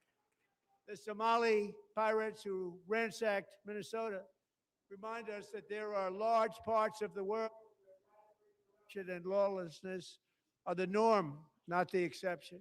Importing these cultures through unrestricted immigration and open borders brings those problems right here to the USA.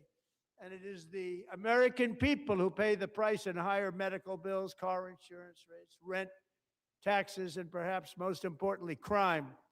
We will take care of this problem. We're going to take care of this problem. We are not playing games. Delilah.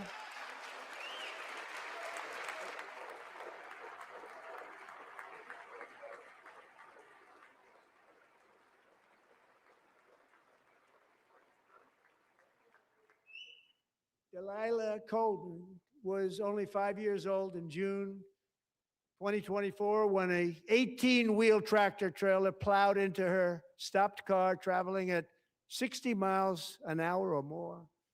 The driver was an illegal alien let in by Joe Biden and given a commercial driver's license by open borders politicians in California. Doctors said Delilah would never be able to walk or talk, have a good life. She wouldn't even be able to eat again. But against all odds, she is now in the first grade learning to walk. And she's here this evening with her dad, Marcus, a fantastic man. Delilah, please, you are a great inspiration. Please stand up.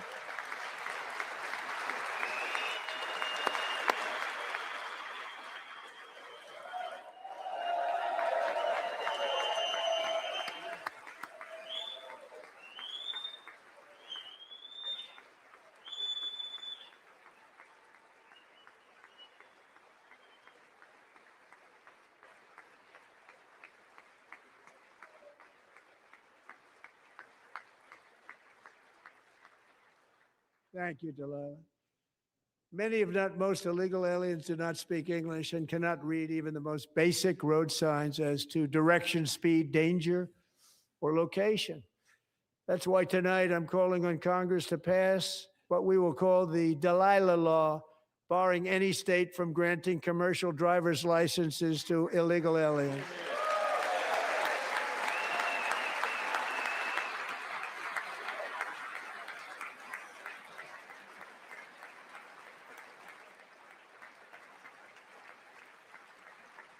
And yesterday, as you probably saw at the White House, I hosted a ceremony with Americans who lost their treasured loved ones to the scourge of illegal immigration. People came into our country, how we allowed this to happen with our open borders. These are the angel moms and families that for decades our government betrayed and our media totally ignored. It was terrible. Hard to believe, actually. In 2023, a 16-year-old high school cheerleader named Elizabeth Medina was supposed to perform in her town's Christmas parade, but she never arrived. Her mother, Jacqueline, went home to look for her, and she found her lying dead in a bathtub bleeding profusely after being stabbed 25 times. Lizbeth's killer was a previously arrested illegal alien who had broken in and brutally extinguished the brightest light in her family's life, violently and viciously. Her heartbroken mother is in the gallery to remind everyone in this chamber exactly why we are deporting illegal alien criminals to our country at record numbers, and we're getting them the hell out of here fast. We don't want them.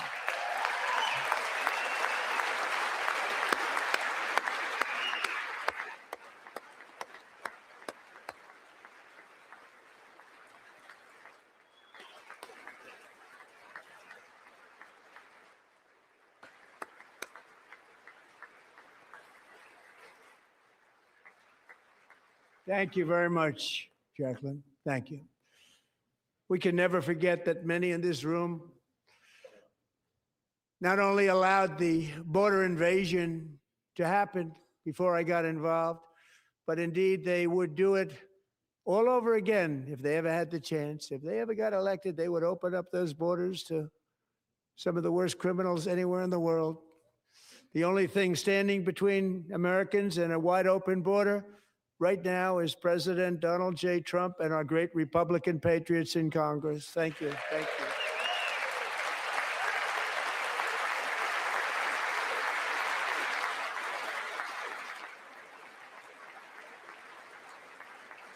As we speak, Democrats in this chamber have cut off all funding for the Department of Homeland Security. It's all cut off. It's all cut off. They have instituted another Democrat shutdown, the first one costing us 2 points on GDP. 2 points we lost on GDP, which probably made them quite happy, actually. Now they have closed the agency responsible for protecting Americans from terrorists and murderers. Tonight, I'm demanding the full and immediate restoration of all funding for the border security, homeland security of the United States, and also for helping people clean up their snow. We have no money because of the Democrats, and it would be nice. We'd love to give you a hand at cleaning it up, but you gave no money. Nobody's getting paid. It's a shame. So you have to think about it. We have, in case you didn't know, a pretty large snowstorm out there. One of the great things about the State of the Union is how it gives Americans the chance to see clearly what their representatives really believe. So tonight, I'm inviting every legislator to join with my administration in reaffirming a fundamental principle. If you agree with this statement, then stand up and show your support. The first duty of the American government is to protect American citizens, not illegal aliens.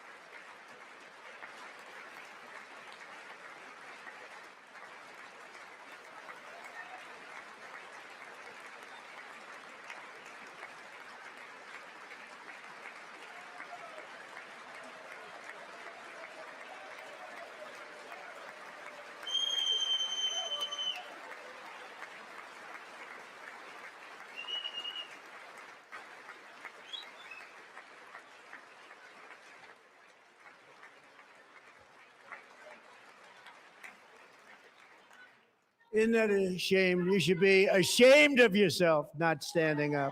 You should be ashamed of yourself. That is why I'm also asking you to end deadly sanctuary cities that protect the criminals and enact serious penalties for public officials who block the removal of criminal aliens.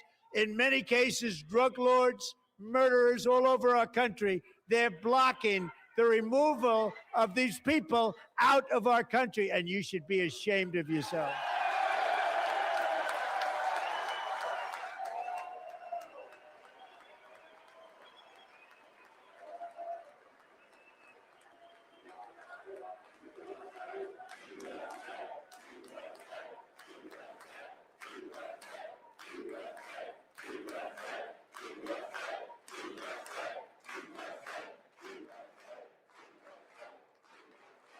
And perhaps most importantly, I'm asking you to approve the Save America Act.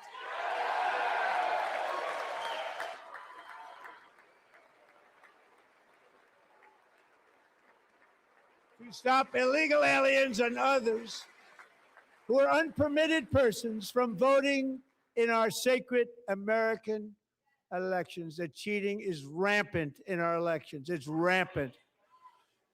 It's very simple. All voters must show voter ID.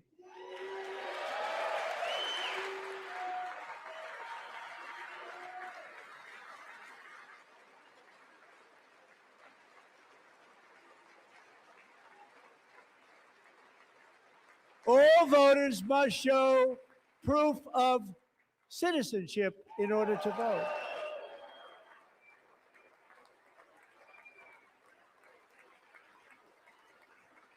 And no more crooked mail-in ballots except for illness, disability, military, or travel.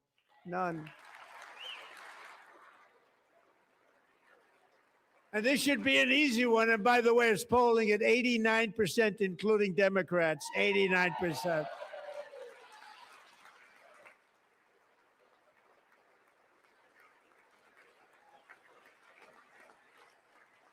And even the new communist mayor of New York City, I think he's a nice guy, actually. Speak to him a lot.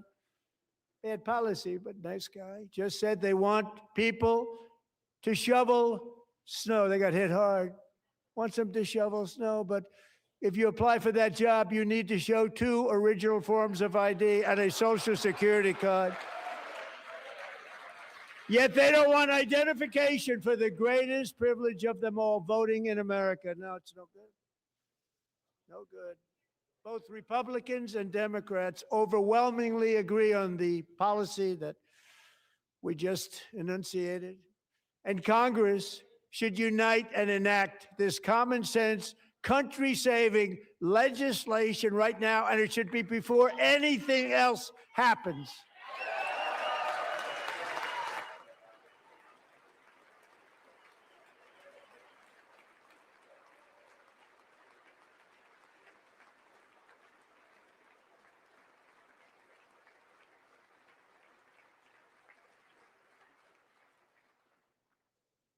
And the reason they don't want to do it, why would anybody not want voter ID? One reason, because they want to cheat. There's only one reason. They make up all excuses. They say it's racist. They come up with things you almost say, what imagination they have. They want to cheat. They have cheated. And their policy is so bad that the only way they can get elected is to cheat. And we're going to stop it. We have to stop it, John.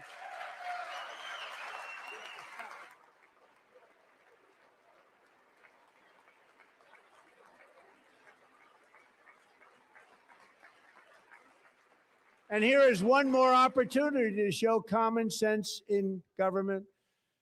In the gallery tonight are Sage Blair and her mother, Michelle.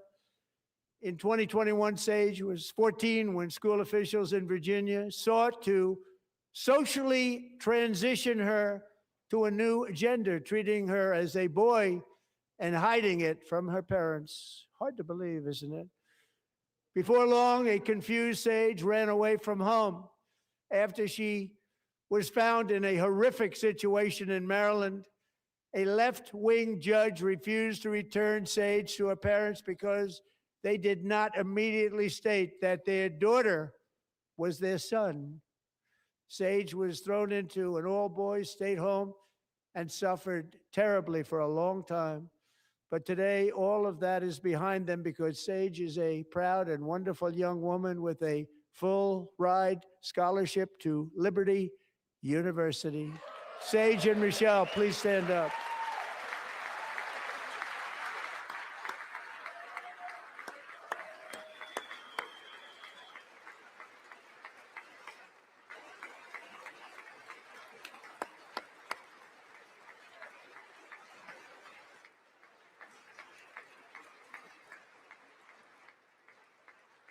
And thank you for your great bravery. And who can believe that we're even speaking about things like this? 15 years ago, if somebody was up here and said that, they'd say, what's wrong with him? But now we have to say it because it's going on all over numerous states without even telling the parents. But surely we can all agree no state can be allowed to rip children from their parents' arms and transition them to a new gender against the parents' will. Who would believe that we're even talking about this? We must ban it, and we must ban it immediately.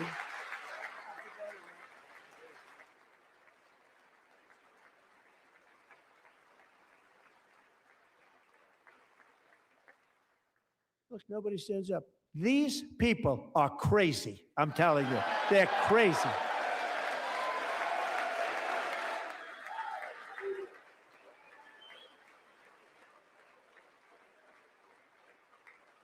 Amazing. Incredible. Boy, oh boy. We're lucky we have a country. With people like this, Democrats are destroying our country, but we've stopped it just in the nick of time, didn't we? Huh?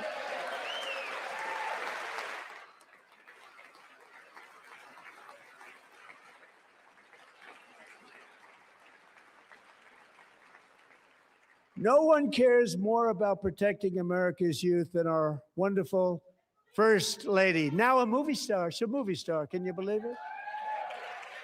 Who would have believed that?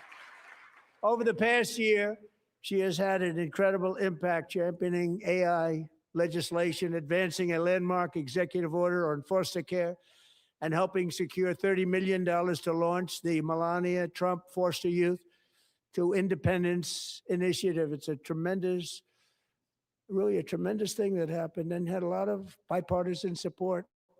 She gets much better bipartisan support than I do. I get none. She gets a lot. Someday you're going to have to tell me how you did that. And students and educators in every state have joined the First Lady's efforts in the presidential AI challenge, keeping America's next generation positioned to succeed and strongly succeed in the future. Tonight, we welcome two young people whose lives reflect the First Lady's impact, Sierra Burns and Everest Nevermont. Thank you both, and Melania, thank you. I know how hard you worked on it. Thank you very much.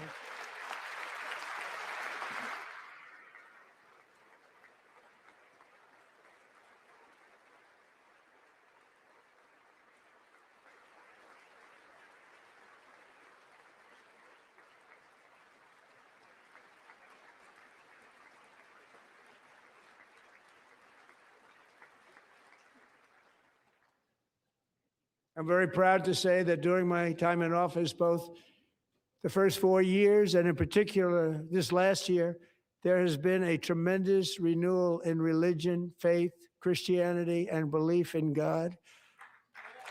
Tremendous renewal.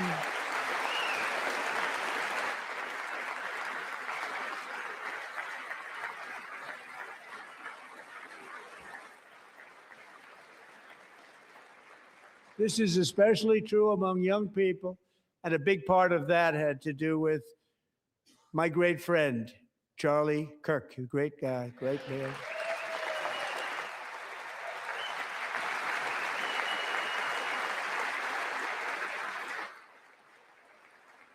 So last year, Charlie was violently murdered by an assassin and martyred, really martyred for his beliefs.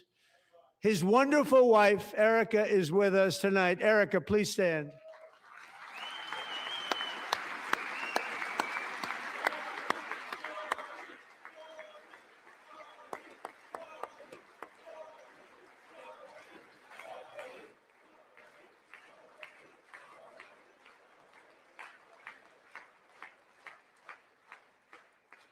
Thank you, Erica. Been through a lot. In Charlie's memory, we must all come together to reaffirm that America is one nation under God, and we must totally reject political violence of any kind.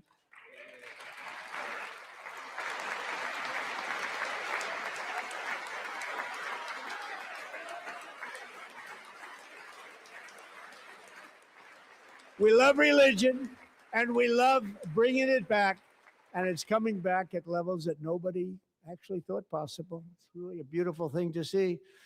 Above all, unleashing America's promise requires keeping our communities safe. We have made incredible strides, yet dangerous repeat offenders continue to be released by pro-crime Democrat politicians again and again. We are honored to be joined tonight by a woman who's been through hell, Anya Zuretska. In 2022, she and her beautiful daughter, so beautiful, what a beautiful young woman, Irina, fled war-torn Ukraine to live with relatives near Charlotte, North Carolina. And by the way, what's going on with Charlotte? Last summer, 23-year-old Irina was riding home on the train when a deranged monster who had been arrested over a dozen times and was released through no cash bail, stood up and viciously slashed a knife through her neck and body. No one will ever forget there were people on that train. No one will ever forget the expression of terror on Irina's face as she looked up at her attacker in the last seconds of her life. She died instantly. She had escaped a brutal war only to be slain by a hardened criminal set free to kill in America, came in through open borders. Mrs. Zuretska, tonight I promise you we will ensure justice for your magnificent daughter, Irina.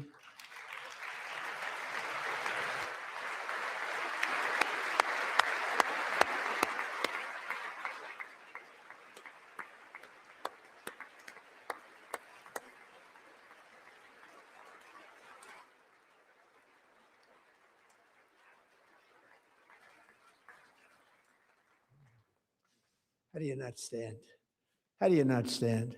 I'm asking this Congress to pass tough legislation to ensure that violent and dangerous repeat offenders are put behind bars, and importantly, that they stay there.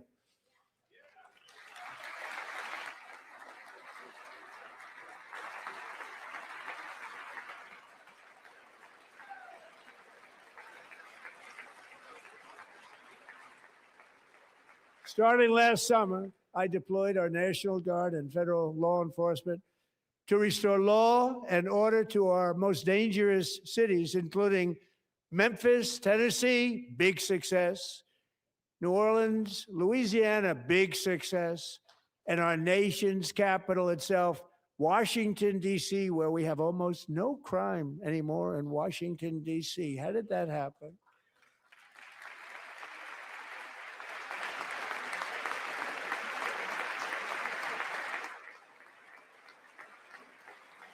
In fact, crime in Washington is now at the lowest level ever recorded, and murders in D.C. this January were down close to 100% from a year ago.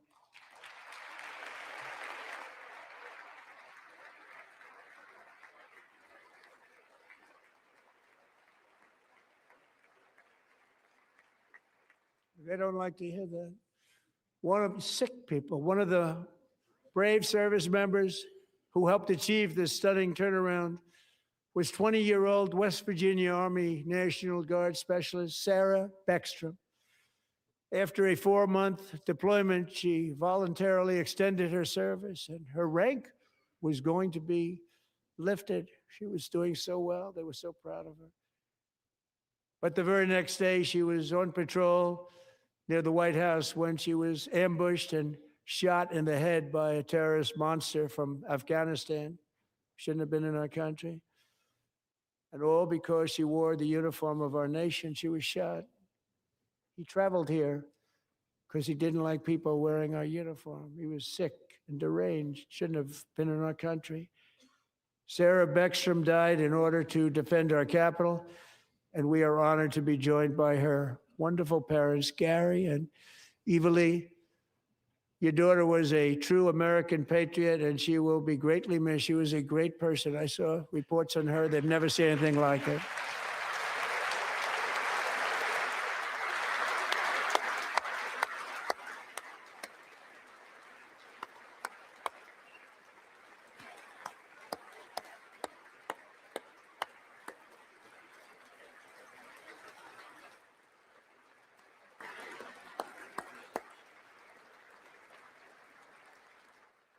So sorry. Thank you very much. She's a great young lady. I saw reports that were like, perfect. She was perfect. Serving alongside Sarah that day was Staff Sergeant Andrew Wolf. The terrorist shot Andrew in the head, and no one thought he could possibly make it. The two of them, Sarah and Andrew, both shot violently in the head. Neither was expected to make it. They weren't even given a chance, except his wonderful mother, named Melody, who I spoke to the same night. And she was so positive. The doctors thought that Andrew was gone, but his mother said, no, Mr. President, Andrew will be fine. He's going to make it. I've never seen anything like it. I mean, he was given almost no chance. She said, I have no doubt, sir, he's going to be okay. This was a conversation that I had with her that night, with her son laying helplessly in bed, blood all over. Everybody is praying, she said, sir, he will be okay. The doctors didn't understand what she was saying. And after looking at the results of the damage done, neither did I. She was so strong and conclusive that even Andrew's great father felt she didn't really understand the gravity of the situation. But she turned out to be right. Right, Melody? She turned out to be right.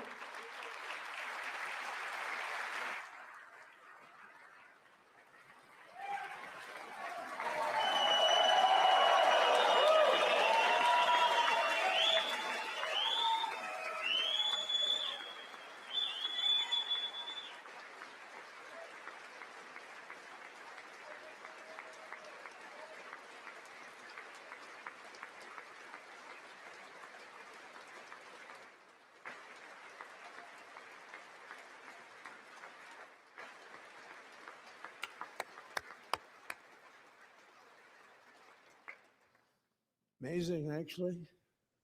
I said, where does this woman come from? She's the most positive person I've ever met.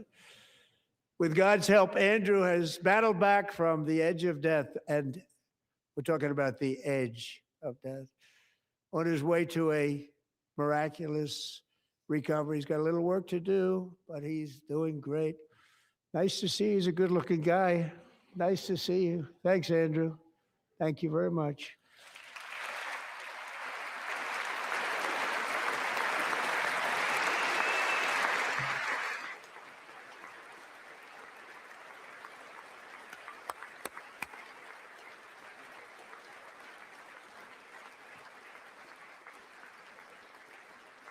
So, Andrew, while you're up, now I'm going to ask a highly respected General James Seward to present Staff Sergeant Andrew Wolf and the great family of Sarah Beckstrom with the award created by our late, great President George Washington himself. It's called the Purple Heart.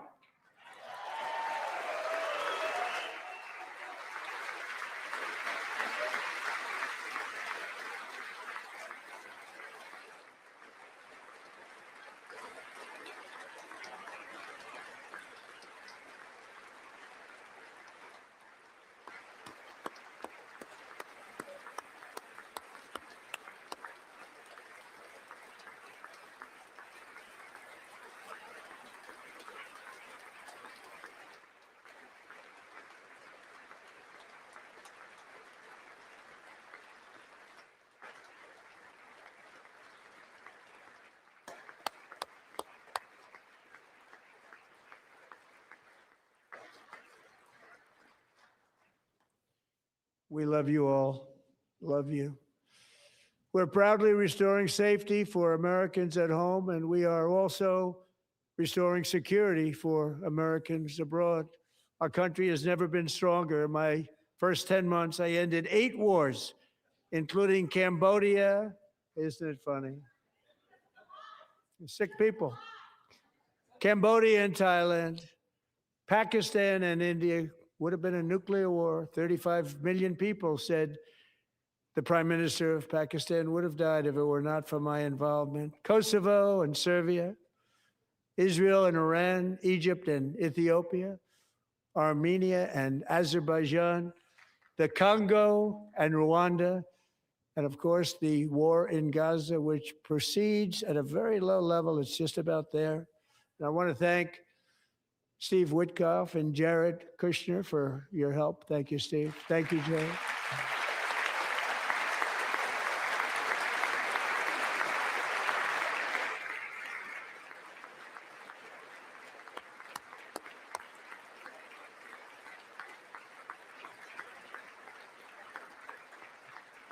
And I also want to thank the man they report to, Secretary of State Marco Rubio. Thank you, Marco.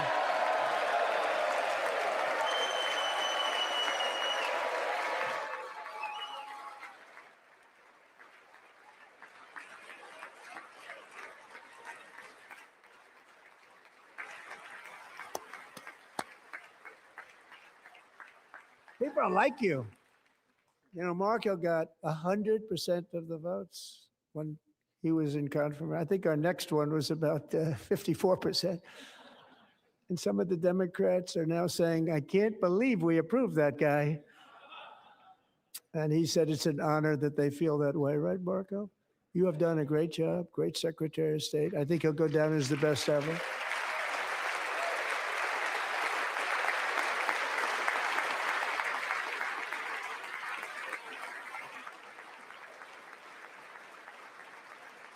Under the ceasefire I negotiated, every single hostage, both living and dead, has been returned home. Can you believe that?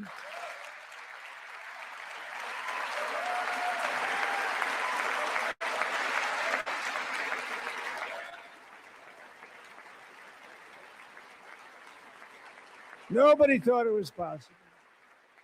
Nobody thought that was possible. Both living and dead. And those parents who had a dead son, their boy, they'd always tell me their boy, they wanted him as much as though he were living. That was an amazing period of time. They came back, and when we got all of the living hostages back, and many, many before them, but I always said those last 20 are going to be very tough, but we got many, many more, hundreds. But I said those last 20 are going to be tough. We got them back, but we only got back 14 or 15 of the dead of the 28. And believe it or not, Hamas worked along with Israel, and they dug and they dug and they dug. It's a tough thing to do, going through bodies all over, passing up 100 bodies sometimes for each one that they found. Tough job. And they finally got it back to 27.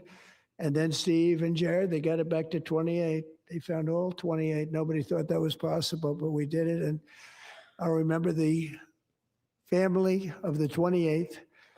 They were so grieved, but they were so happy as it's possible to be. They had their boy back. The mother said, "Sir, we have our boy back." What a period of time that was, but we got them all back. So thank you both very much. Great job.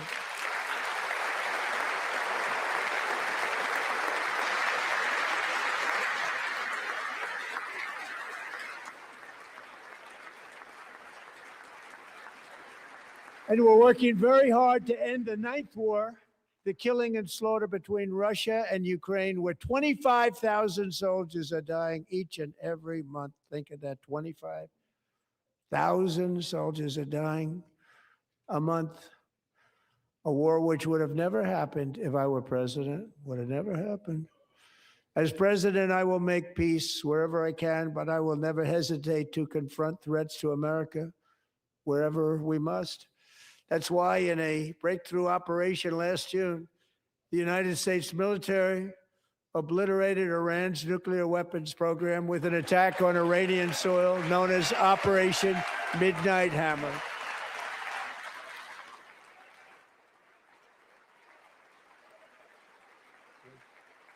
Good.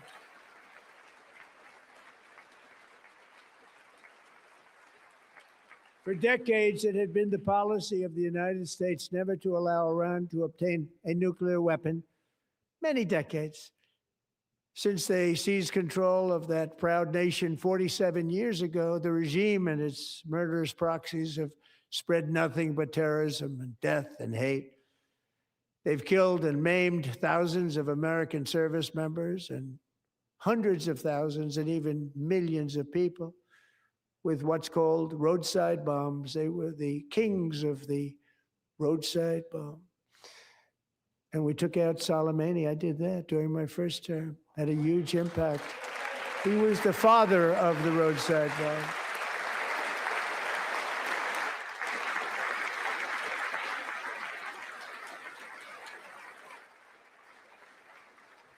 And just over the last couple of months with the protests, they've killed at least, it looks like 32,000 protests, 32,000 protesters in their own country. They shot them and hung them. We stopped them from hanging a lot of them with the threat of serious violence. But this is some terrible people. They've already developed missiles that can threaten Europe and our bases overseas, and they're working to build missiles that will soon reach the United States of America. After Midnight Hammer, they were warned to make no future attempts to rebuild their weapons program, and in particular, nuclear weapons. Yet they continue starting it all over. We wiped it out, and they want to start all over again, and are at this moment again pursuing their sinister ambitions. We are in negotiations with them. They want to make a deal, but we haven't heard those secret words. We will never have a nuclear weapon. My preference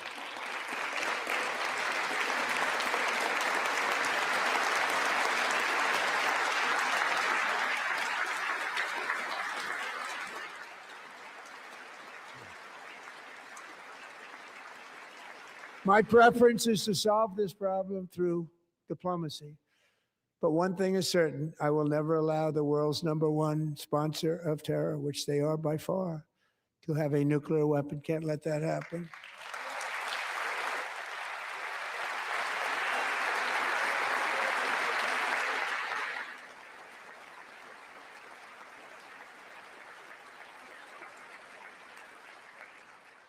And no nation should ever doubt America's resolve.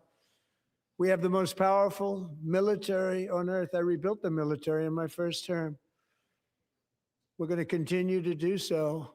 Also, we just approved a $1 trillion budget. We have no choice. We have to be strong because hopefully we will seldom have to use this great power that we built together. It's really called peace through strength, and it's been very, very effective.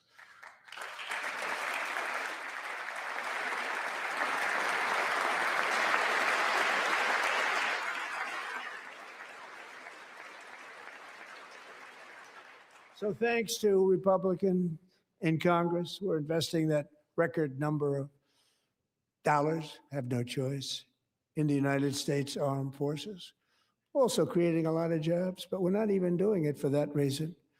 Because as I said, we have more jobs, more people working today than ever before in the history of our country.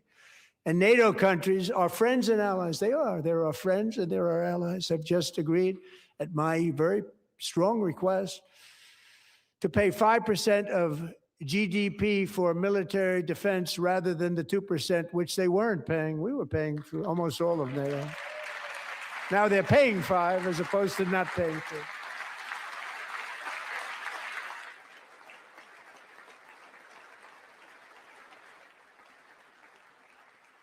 And getting that 5% was something which everyone said would never be done, could not happen. We got it really easily with one meeting. And big difference between 2% that's not paid. We were paying the freight of many of them. Very few were paid up. Now 5%, then they're paid.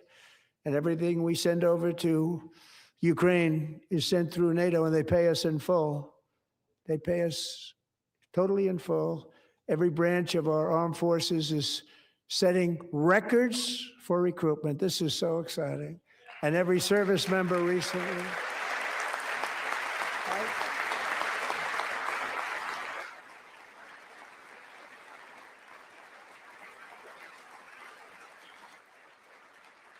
And every service member recently received a warrior dividend of $1,776.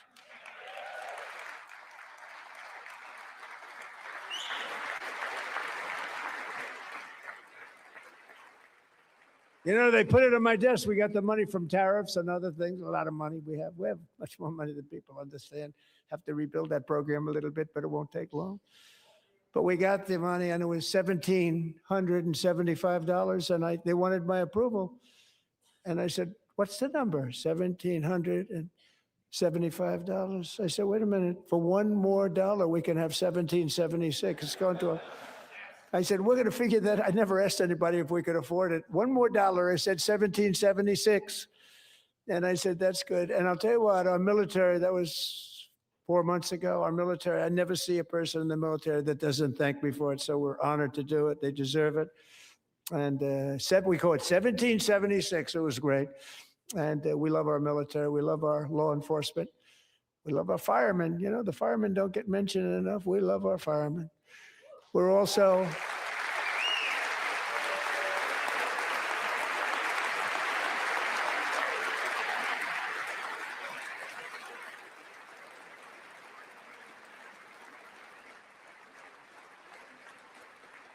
restoring American security and dominance in the Western Hemisphere, acting to secure our national interests and defend our country from violence, drugs, terrorism, and foreign interference. For years, large swaths of territory in our region, including large parts of Mexico, really large parts of Mexico, have been controlled by murderous drug cartels.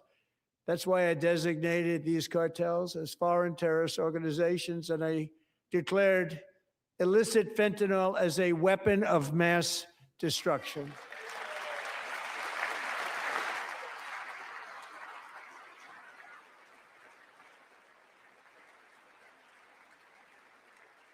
And with our new military campaign, we have stopped record amounts of drugs coming into our country and virtually stopped it completely coming in by water or sea. You probably noticed that. We very seriously damaged their fishing industry also. Nobody wants to go fishing anymore. We've also taken down one of the most sinister cartel kingpins of all. You saw that yesterday. In January,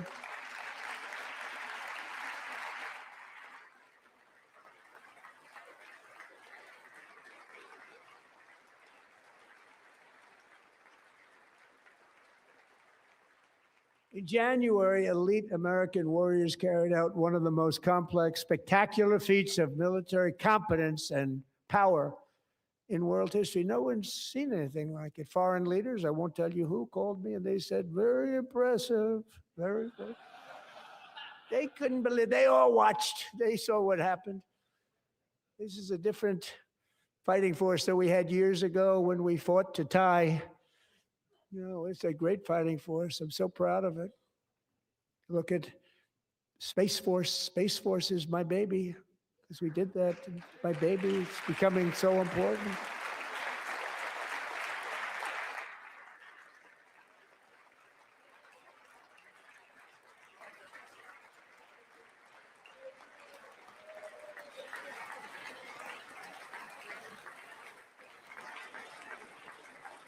And America's armed forces overwhelmed all defenses and utterly defeated an enemy, good fighters, to end the reign of outlaw dictator Nicolas Maduro and bring him to face American justice.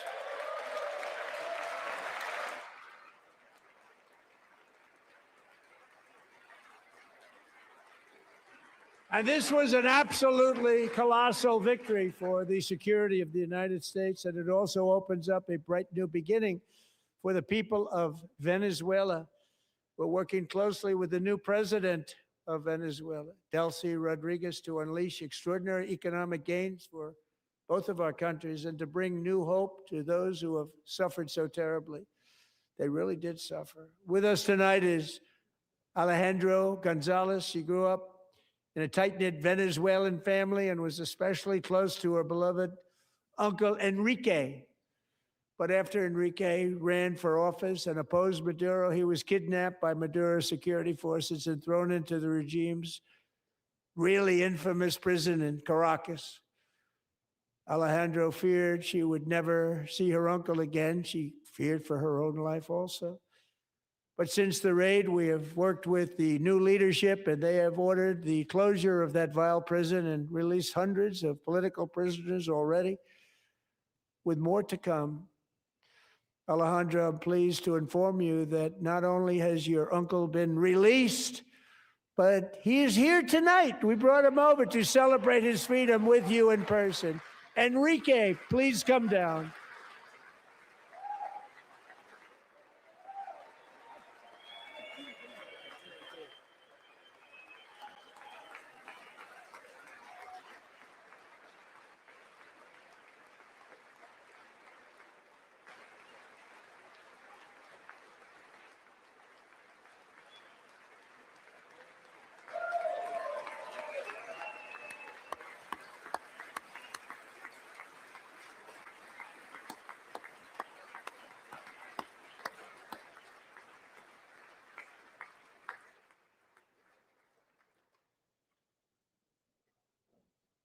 Thank you, Enrique. Have a good time. Nice to have you back, Enrique. There were many heroes on that January raid to capture Maduro, really great heroes. It was very dangerous. They knew we were coming. They were all set. But the deeds of one warrior that night will live forever in the eternal chronicles of military valor. Chief Warrant Officer 5, Eric Slover, planned the mission and was the flight lead in the cockpit of the first helicopter, a big, beautiful, powerful helicopter. It was a massive Chinook carrying, as you can imagine, many, many American warfighters. Wearing the dog tags, his wife Amy had blessed with holy water before he left. She knew it was going to be a rough one. Eric steered the Chinook under the cover of night and descended swiftly upon Maduro's heavily protected military fortress. This was a major military installation, protected by thousands of soldiers and guarded by Russian and Chinese military technology. How did that work out? Not too good. While preparing to land, enemy machine guns fired from every angle, and Eric was hit very badly in the leg and hip, one bullet after another. He absorbed 4 agonizing shots, shredding his leg into numerous pieces. And yet, despite the fact that the use of his legs was vital to successful helicopter flight, legs are the most important part of flying a helicopter, to deliver the many commandos who would capture and detain Maduro was the only thing Eric was thinking about. Then, even as he was gushing blood, which was flowing back down the aisle, helicopter lands at a steep angle. The machine guns stood right in front of him. They were right in front of him, 2 machine gunners who escaped the wrath of the previous planes. Eric maneuvered his helicopter with all of those lives and souls to face the enemy and let his gunners eliminate the threat. Turned the helicopter around so the gunners could take care of business, saving the lives of his fellow warriors from what could have been a catastrophic crash deep in enemy territory. Only after safely landing the helicopter with all the warriors aboard in the exact right spot, which was vital to the mission. We probably would have had to maybe cancel the mission if that didn't happen. Eric told his co-pilot, also wounded, but not as gravely, to take over. I'm about ready to pass out. The success of the entire mission and the lives of his fellow warriors hinge on Eric's ability to take the searing pain. It was unbelievable what's happened to his legs of the bullets and keep on flying and landing and People knew what was happening. Everybody in the back of the helicopter knew because they saw the blood pouring down the aisle. Chief Warrant Officer Slover is still recovering from his serious wounds, but I'm thrilled to say that he is here tonight with his wife, Amy, Eric, and Amy. Come on in.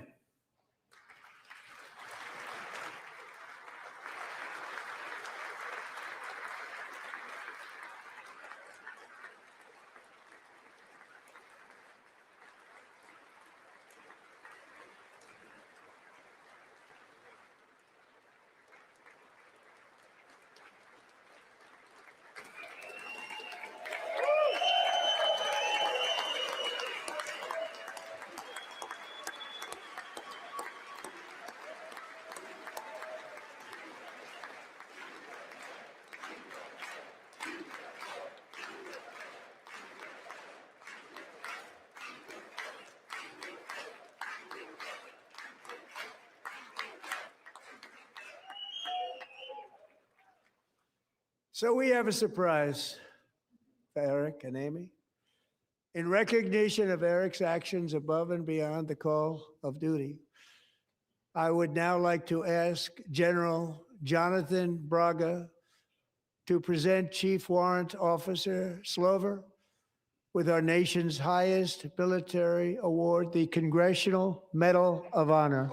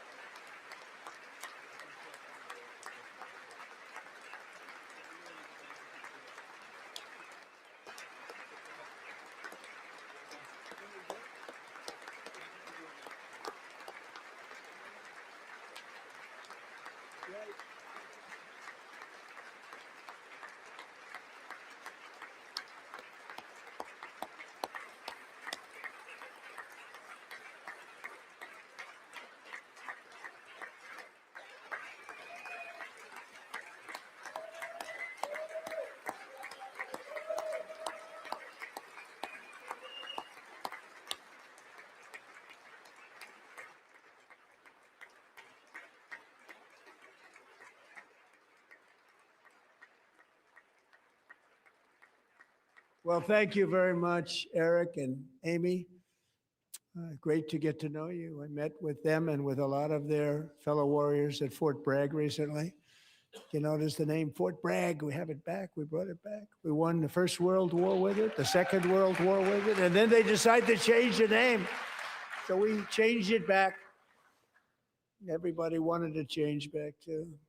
And 10 of Eric's fellow warriors from that incredible night of victory will also be receiving medals at a private ceremony that will soon be held at the White House, and Eric will be there. Thank you.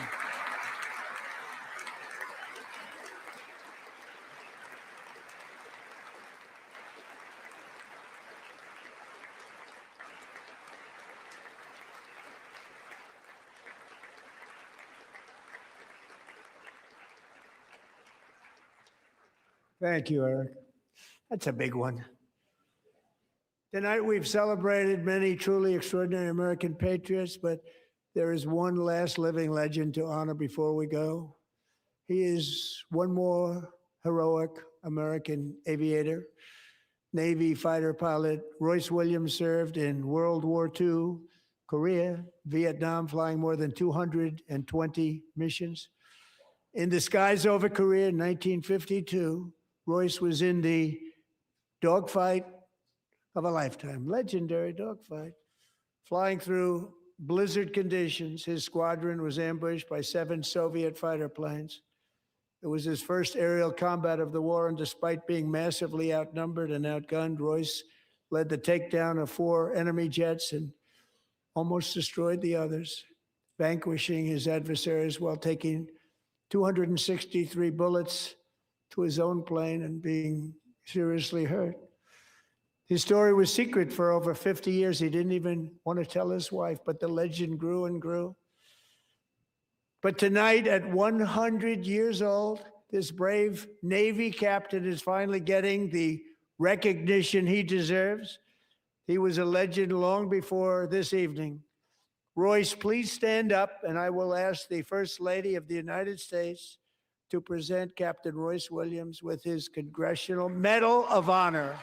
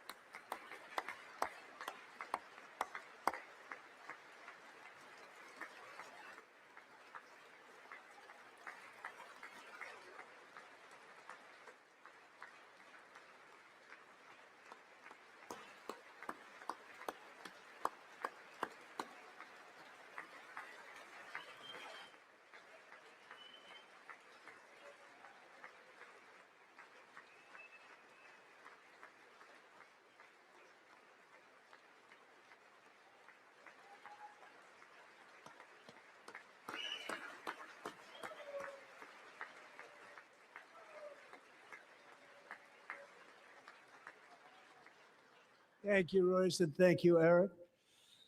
I've always wanted the Congressional Medal of Honor, but I was informed I'm not allowed to give it to myself, and I wouldn't know why I'd be taking it, but if they ever open up that law, I will be there with you someday. But you know, that's our highest honor, Congressional Medal of Honor, and that's a big thing, and it's an honor to be in the same room with you. Thank you both very much, Eric. Thank you.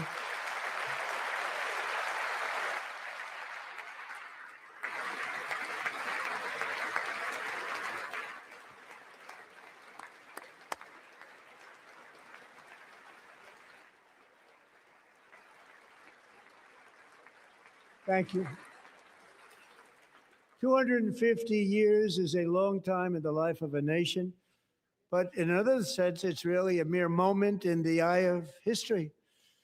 Two of the gentlemen we met in the gallery this evening took their first breaths 1 century ago, 100 years before that, on July 4th, 1826, the author of the Declaration of Independence, brilliant, Thomas Jefferson, drew his last breath.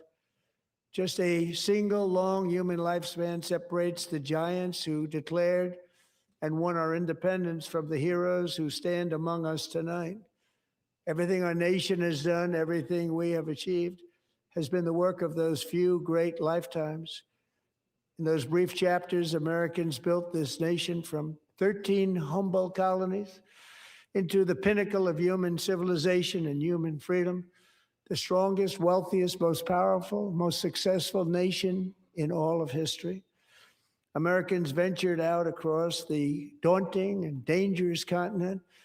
We carved paths through an unforgiving wilderness, settled a boundless frontier, and tamed the beautiful but very, very dangerous Wild West.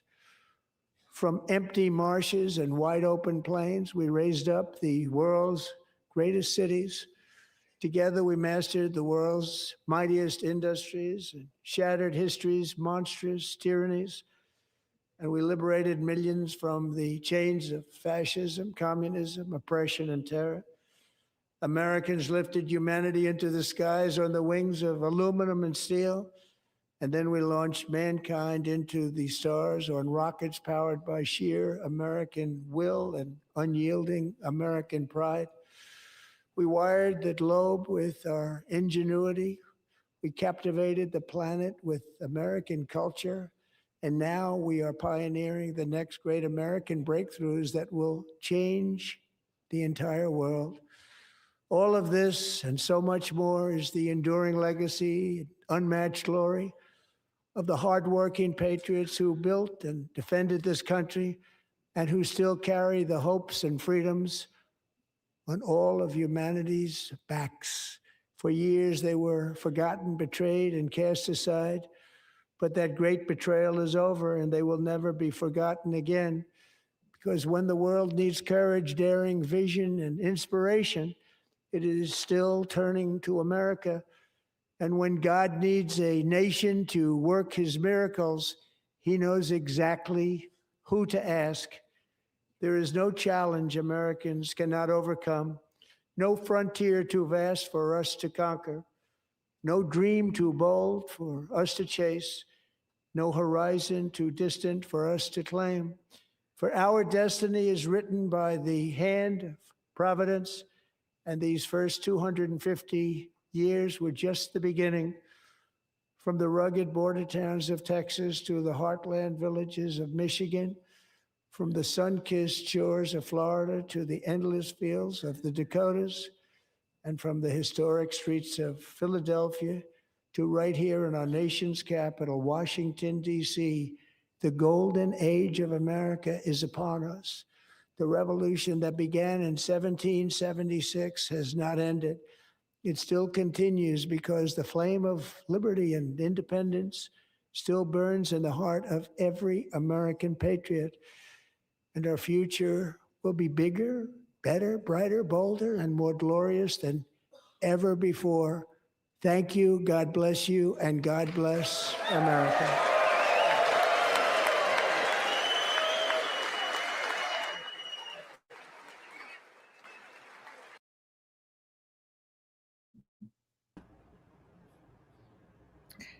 Michelle, I think we can turn that off now. Friends, for those of you who are still with us 2 hours after that monstrosity, I've lost the will to live. Not funny. we have heard a lot tonight, but at the same time, not much at all. I don't know what the thematic of that was. It seemed a bit like a game show. Who's behind door number one, door number two? There are many, many lies that were told. Most of them, I think, were able to fact check in real time, which underscores exactly how much they didn't even try to make them seem a little plausible. Because again, we don't have a research department here. We just know what Trump is like. This is the nice thing about this. This is the nice thing about the fact that he talks so slowly now, is that it gives us a little extra time to Google, you know, the facts that were missed and whatever. Listen, I just, Julie, the thing that really guts me, and this truly does upset me, there are so few World War II veterans left living in our world. They were the greatest generation that sacrificed everything to cross oceans to fight a war against fascism. I'm glad they're getting recognition. However, for them to stand in this chamber and receive medals of honor from a fascist is completely and utterly insane. And I feel so bad for them for that reason. And you know, again, he can't help but make it about himself. You've got a veteran standing there who's lost limbs, and he can't help it but say that he would like a Congressional Medal of Honor. just like he said to the wounded veteran who gave him the Purple Heart, I've always wanted one of these. But he pretended to have bone spurs to not go to Vietnam. So some middle class, working class young man in this country went in his stead. Well, don't forget, Makes his me own personal in Vietnam was not getting STDs. He told Howard Stern. Right. So, Right.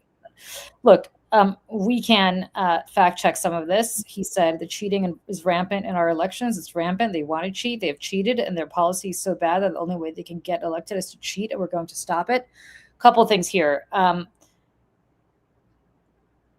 This is false. There is no rampant cheating in this election. His own Department of Homeland Security found that of the almost 50 million voter registrations that were checked, roughly 2.02% of the names processed were referred for additional investigation of non-citizenship.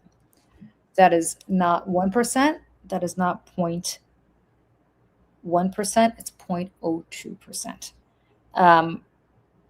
So I want to talk about that. I mean, there's so many, we didn't get to that, but there's so many things here that we want to talk about.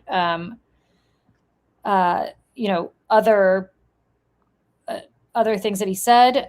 He spoke for 1 hour and 47 minutes. That's a record. That is a record.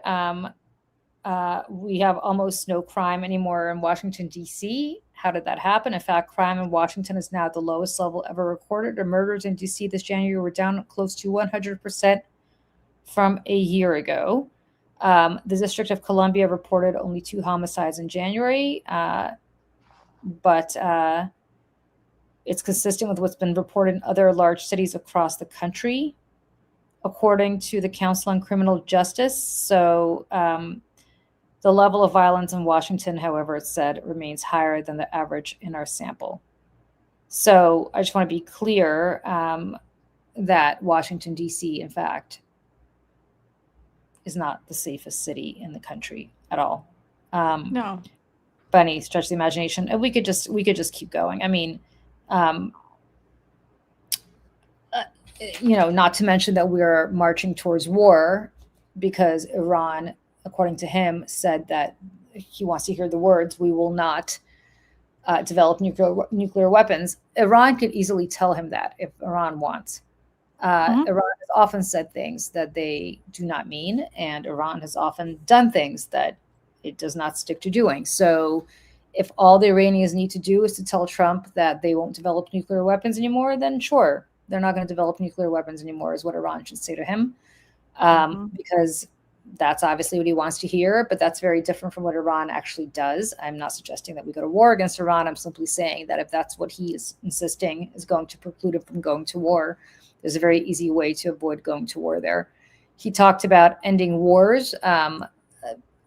90% of the wars he talked about ending, he did not end. Some of them are back to fighting. In the case of Israel and in the case of the Gaza war, that war never ended. Just because you could call it a ceasefire does not mean that the ceasefire is taking place. In fact, that is not taking place at all. There continue to be military operations there. So he talked about ending the war between Israel and Iran. I want to just stress that that war also began on his watch. It did not. He did not end. He ended it, but he also began it. If he wants to take credit for ending wars on his watch, India and Pakistan did not end the war, and some of the places that he talks about in Asia and in Africa continue to fight also. Of course. So look, I think we don't need to belabor every single thing he said. Most of it was a lie. The only thing that I think remains to be said before we say goodbye to everybody, because it's been a long night, is that he is very low energy. Very, very. And I mean, and I don't think that we're saying that just because we don't like him and we want to make fun of him. Like, he legitimately was slow, very slow. Slow. He was leaning against that podium. Ooh, holding on for dear life. He could not read his prompter. He could not pronounce some of the words in his prompter. Some of those words are words that he'd never heard before, apparently, that were pretty basic. These are not big SAT words by any stretch of the imagination. He was like, and then I should. Like, Yeah. You know what I mean? And what was so fascinating about this is he was obviously relying on what's behind door number 1, what's behind door number 2, in order to give himself a rest, so that when people were paying attention to what's behind door number 1, he could take a breather. We have a deeply elderly man in office, and not just because of his biological age, because I know plenty of 79-year-olds who are spry, but because of his obvious mental and physical decline. All of us, the beauty of having seen Donald Trump in real life is that for so many decades is that we know what he used to be like. We know what he was like 10 years ago, and this ain't Donald Trump from 10 years ago. You know, I invite people, if you could stand it, right? Go back and watch the beginnings of his campaign events back in 2015 into 2016. It is a different person, not just like a little bit, a lot. It's a different person completely. And, you know, again, I think Donald Trump, there's two things happening with him. I think that he is painfully aware of his mortality, and I think it's freaking him out. I think he's terrified. But at the same time, he's also in denial about it. And I think that he's wrestling with those two things, especially as he invokes the name of his father. He talks about his father, and he did that tonight, and he has done pretty often in the last couple of years with his mom and his dad. But the man is not well. He is not well, and they lacquered him up in like orange makeup and like the hair dye tonight. Because he understands. He's like, well, you know, if I look a little suntan, I'm going to do a little John F. Kennedy and under the sun lamp, right? And I'm going to look healthier on camera. And that's why he does that. That's why he does that, because he thinks it makes him look younger. Well, it does not. He looks like a 79-year-old orange. I believe he's turning 80 this year, if I'm not mistaken. Okay. On that note, friends, thank you to so many of you for joining. Honestly, I am so grateful that, and I know Julie is too. So I just watching all of you in the chat, like, honestly, you got us through this as much as we hope that we got you through this. And it really, it goes to show the community that we have built here is really special and meaningful. And it's, we only hope that we can grow this community to be a safe space for everybody to, you know, find friends. To the very many people of you who watched us on Substack tonight, thank you for doing that. We don't always broadcast a Substack. We did tonight, but we don't typically do that. So if you are inclined to watch us every day, please follow us over on YouTube at the Mayday Network. We would love to have you join us here every single day. Michelle and I are doing this every single day. You will be all happy to hear, friends, that we are in fact recording the first episode of The Americans this weekend. So if you have not yet watched the first episode of The Americans, please do. We're doing the rewatch party starting right here on Mayday next week. And we're going to have lots of special guests joining us, including people who are experts in the field. And so thank you for that. And on that note, Michelle, it is after 11 o'clock here on the East Coast. For those of you who are in Europe watching us, go to bed. And also, God bless. God bless. For those of you on the West Coast who still have some steam left, go watch something that's not related to Donald Trump. Yeah, for real. Yeah, and for everybody else here on the East Coast with us, have a good night and get some sleep. We are very, very grateful to you for spending the night with us. Bye, everybody. Bye, everyone.